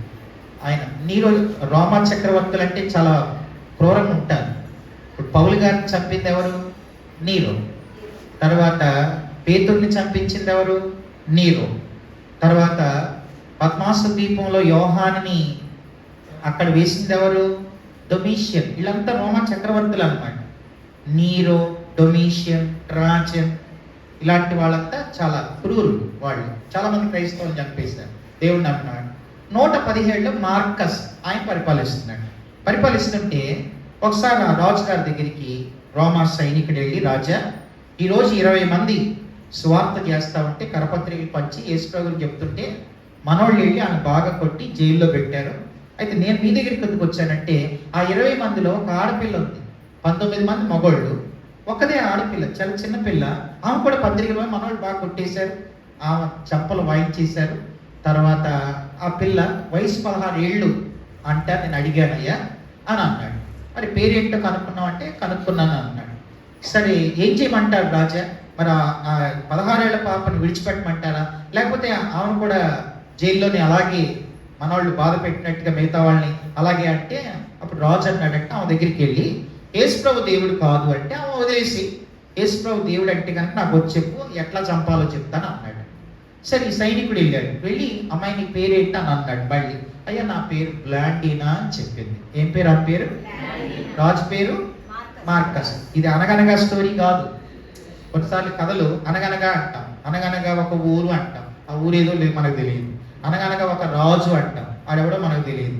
అనగనగా ఒక రోజు అంటాం, అది ఉందో లేదో మనకు తెలియదు. కానీ ఇది అనగనగా స్టోరీ కాదు. పేరు మార్కస్, పేరు బ్లాండినా. సరే ఆ సైనికుడు వెళ్ళి మీదే ఊరు అని అడిగాడు. అడిగితే ఆమె చెప్పింది మా ఊరు పేరు లాయిన్స్. ఊరు పేరేంటి? లాయిన్స్ ఊరు, రాజు మార్కస్, పేరు బ్లాండినా, వయసు 16. ఈ పాటి కొంచెం తెలివి గల వాళ్ళు గూగుల్లోకి వెళ్ళి బ్లాండినా అని అన్నాం అనుకో, ఆమె స్టోరీ అంతా వచ్చేస్తుంది. నేను చదివిందే చెప్తున్నాను. నేను గూగుల్లోకి వెళ్ళి బ్లాండినా అని కొట్టండి అంతే. తర్వాత మీకు పిక్చర్స్తో సహా ఆమె జీవితంలో ఏం జరిగిందో మీకు ఉంది అక్కడ. సరే వెళ్ళాడు ఈ సైనికుడు. వెళ్ళి సరే బ్లాండినా, రాజుగారు ఒక మాట అన్నారు, యేసు దేవుడు కాదంటే నిన్ను వదిలేయమన్నారు, యేసు దేవుడు కాదని చెప్తావా అని అన్నాడు. అప్పుడు ఆమె అంది, అయ్యా యేసుప్రభు దేవుడు కాదా? ఆయనే దేవుడయ్యా. యేసు అంటేనే రక్షకుడు, ఆయన మనల్ని రక్షించేవాడు, నరకం నుంచి తప్పించేవాడు. ఆయన నమ్ముకుంటేనే పరలోకం, లేదంటే నరకం అయ్యా, మీరు కూడా తెలుసుకోండి అయ్యా అన్నబట్టి ఈయన సరే నువ్వు నీ దగ్గర ఉంటే నన్ను మార్చేటట్టున్నావు అని ఆయన రాజుగారి దగ్గరికి వెళ్ళిపోయాడు. వెళ్ళిపోయి అయ్యా ఆమె యేసే దేవుడు అంటుంది. ఇంకో పెద్ద మాట ఉంది, ఏమందంటే యేసే దేవుడు అని ఆమె అన్న మాట చెప్పాడు. ఆమె ఏమందంటే నా కంఠంలో ప్రాణం ఉన్నంత వరకు ఆయనే దేవుడని నేను ప్రకటిస్తానని అంది. ఆ మాట కూడా అందానని చెప్పాడు. అంత మాట అందా? సరే ఆ దేవుడు కనుక్కున్నావా అన్నాడు. కనుక అనుకున్నానయ్యా అంత లాయన్స్ అంటే సరే ఆ ఊరికి మనవాళ్ళు పంపించి ఊరంతా చాటింపేయించి రేపు మధ్యాహ్నం మన పెద్ద స్టేడియానికి ఆ ఊరులందరిని రమ్మను, రేపు మధ్యాహ్నం బ్లాండినాని మార్కస్ రాజ్ ఎలా చంపబోతున్నాడు వచ్చి చూడండి అని చాటింపేయించారండి. చాటింపేయిస్తే మరుసటి దినం ఆ స్టేడియానికి 25,000 మంది వచ్చారండి. ఎంతమంది? 25,000 మంది స్టేడియంలో ఉన్నారు. అయితే ఆమెను మధ్యలో ఒక స్తంభానికి కట్టేశారు. బ్లాండినాని 16 ఏళ్ల చిన్న వయసు. కట్టేస్తే రాజు వచ్చి కూర్చున్నాడు. కూర్చొని ఏం పని పేరు అన్నాడు. బ్లాండినా అయ్యా. చివరిసారిగా బ్లాండినా నీకు అవకాశం ఇస్తున్నా, యేసు దేవుడు కాదంటే నిన్ను ఇప్పుడే విడిచిపెడతాను, చెబుతావా యేసు దేవుడు కాదని అన్నాడు. అంటే అప్పుడు ఆమందంట, యేసు దేవుడు కాదని ఎలా చెప్పనయ్యా, యేసే దేవుడు, ఆయనే రక్షకుడు, ఆయన నిన్ను కూడా ప్రేమిస్తున్నాడు, నన్ను ప్రేమిస్తున్నాడు అని 25,000 మందిని చూసి మిమ్మల్ని అందరినీ యేసుప్రభు ప్రేమిస్తున్నాడు, ఆయన నమ్ముకుంటే పరలోకం లేదంటే నరకం అని సువార్త చెప్పేసినాడు. చెప్పేసేపటికి రాజు కోపం వచ్చి ఏం చేశాడంటే చప్పట్లు కొట్టాడు. పక్కనే ఉన్న రోమా సైనికులు చిత్తం రాజా ఏంటో చెప్పండి అంటే, అప్పటికే 6 దినాల నుండి ఆకలితో ఉన్న 5 సింహాలు ఆమె మీద వదలండి అని అన్నాడు. 6 దినాలు ఆకలితో ఉన్నాయి, 5 సింహాలు వదలండి అంటే అమాంతంగా ఆ సింహాలను బ్లాండినా మీద వదిలేశారు. వదిలేస్తే 25,000 మంది కూడా ఇక బ్లాండినా ముక్కలు ముక్కలుగా సింహాలు తినేస్తాయని అనుకుంటున్నారు. అనుకుంటే ఆ సింహాలన్నీ ఆమె మీదకి వెళ్ళి ఒక సింహం ఆమె చేతిని నాకుతుంది, మరొక సింహం ఆమె ఈ చేతిని నాకుతుంది, మరొక సింహం కాళ్ళ కాడ కూర్చుంది. 2 సింహాలు ఆమె చుట్టూ తిరుగుతున్నాయి కానీ ఒక్క సింహం కూడా తింటలేదా? స్టేడియం అంతా చూస్తూనే ఉన్నారు. గంట అయిపోయింది, 2 గంటలు అయిపోయింది, 3 గంటలు అయిపోయింది, సింహాలు తింటలేదు. రాజుకి బీపీ పెరిగిపోయింది, బాగా పెరిగిపోయి ఇక రాజు ఏం చేశాడనంటే చప్పట్లు కొట్టాడు. మళ్ళీ కొడితే చిత్తం రాజని పక్కన వాళ్ళు అన్నారు, అయితే ముందు ఆ సింహాలను చంపండి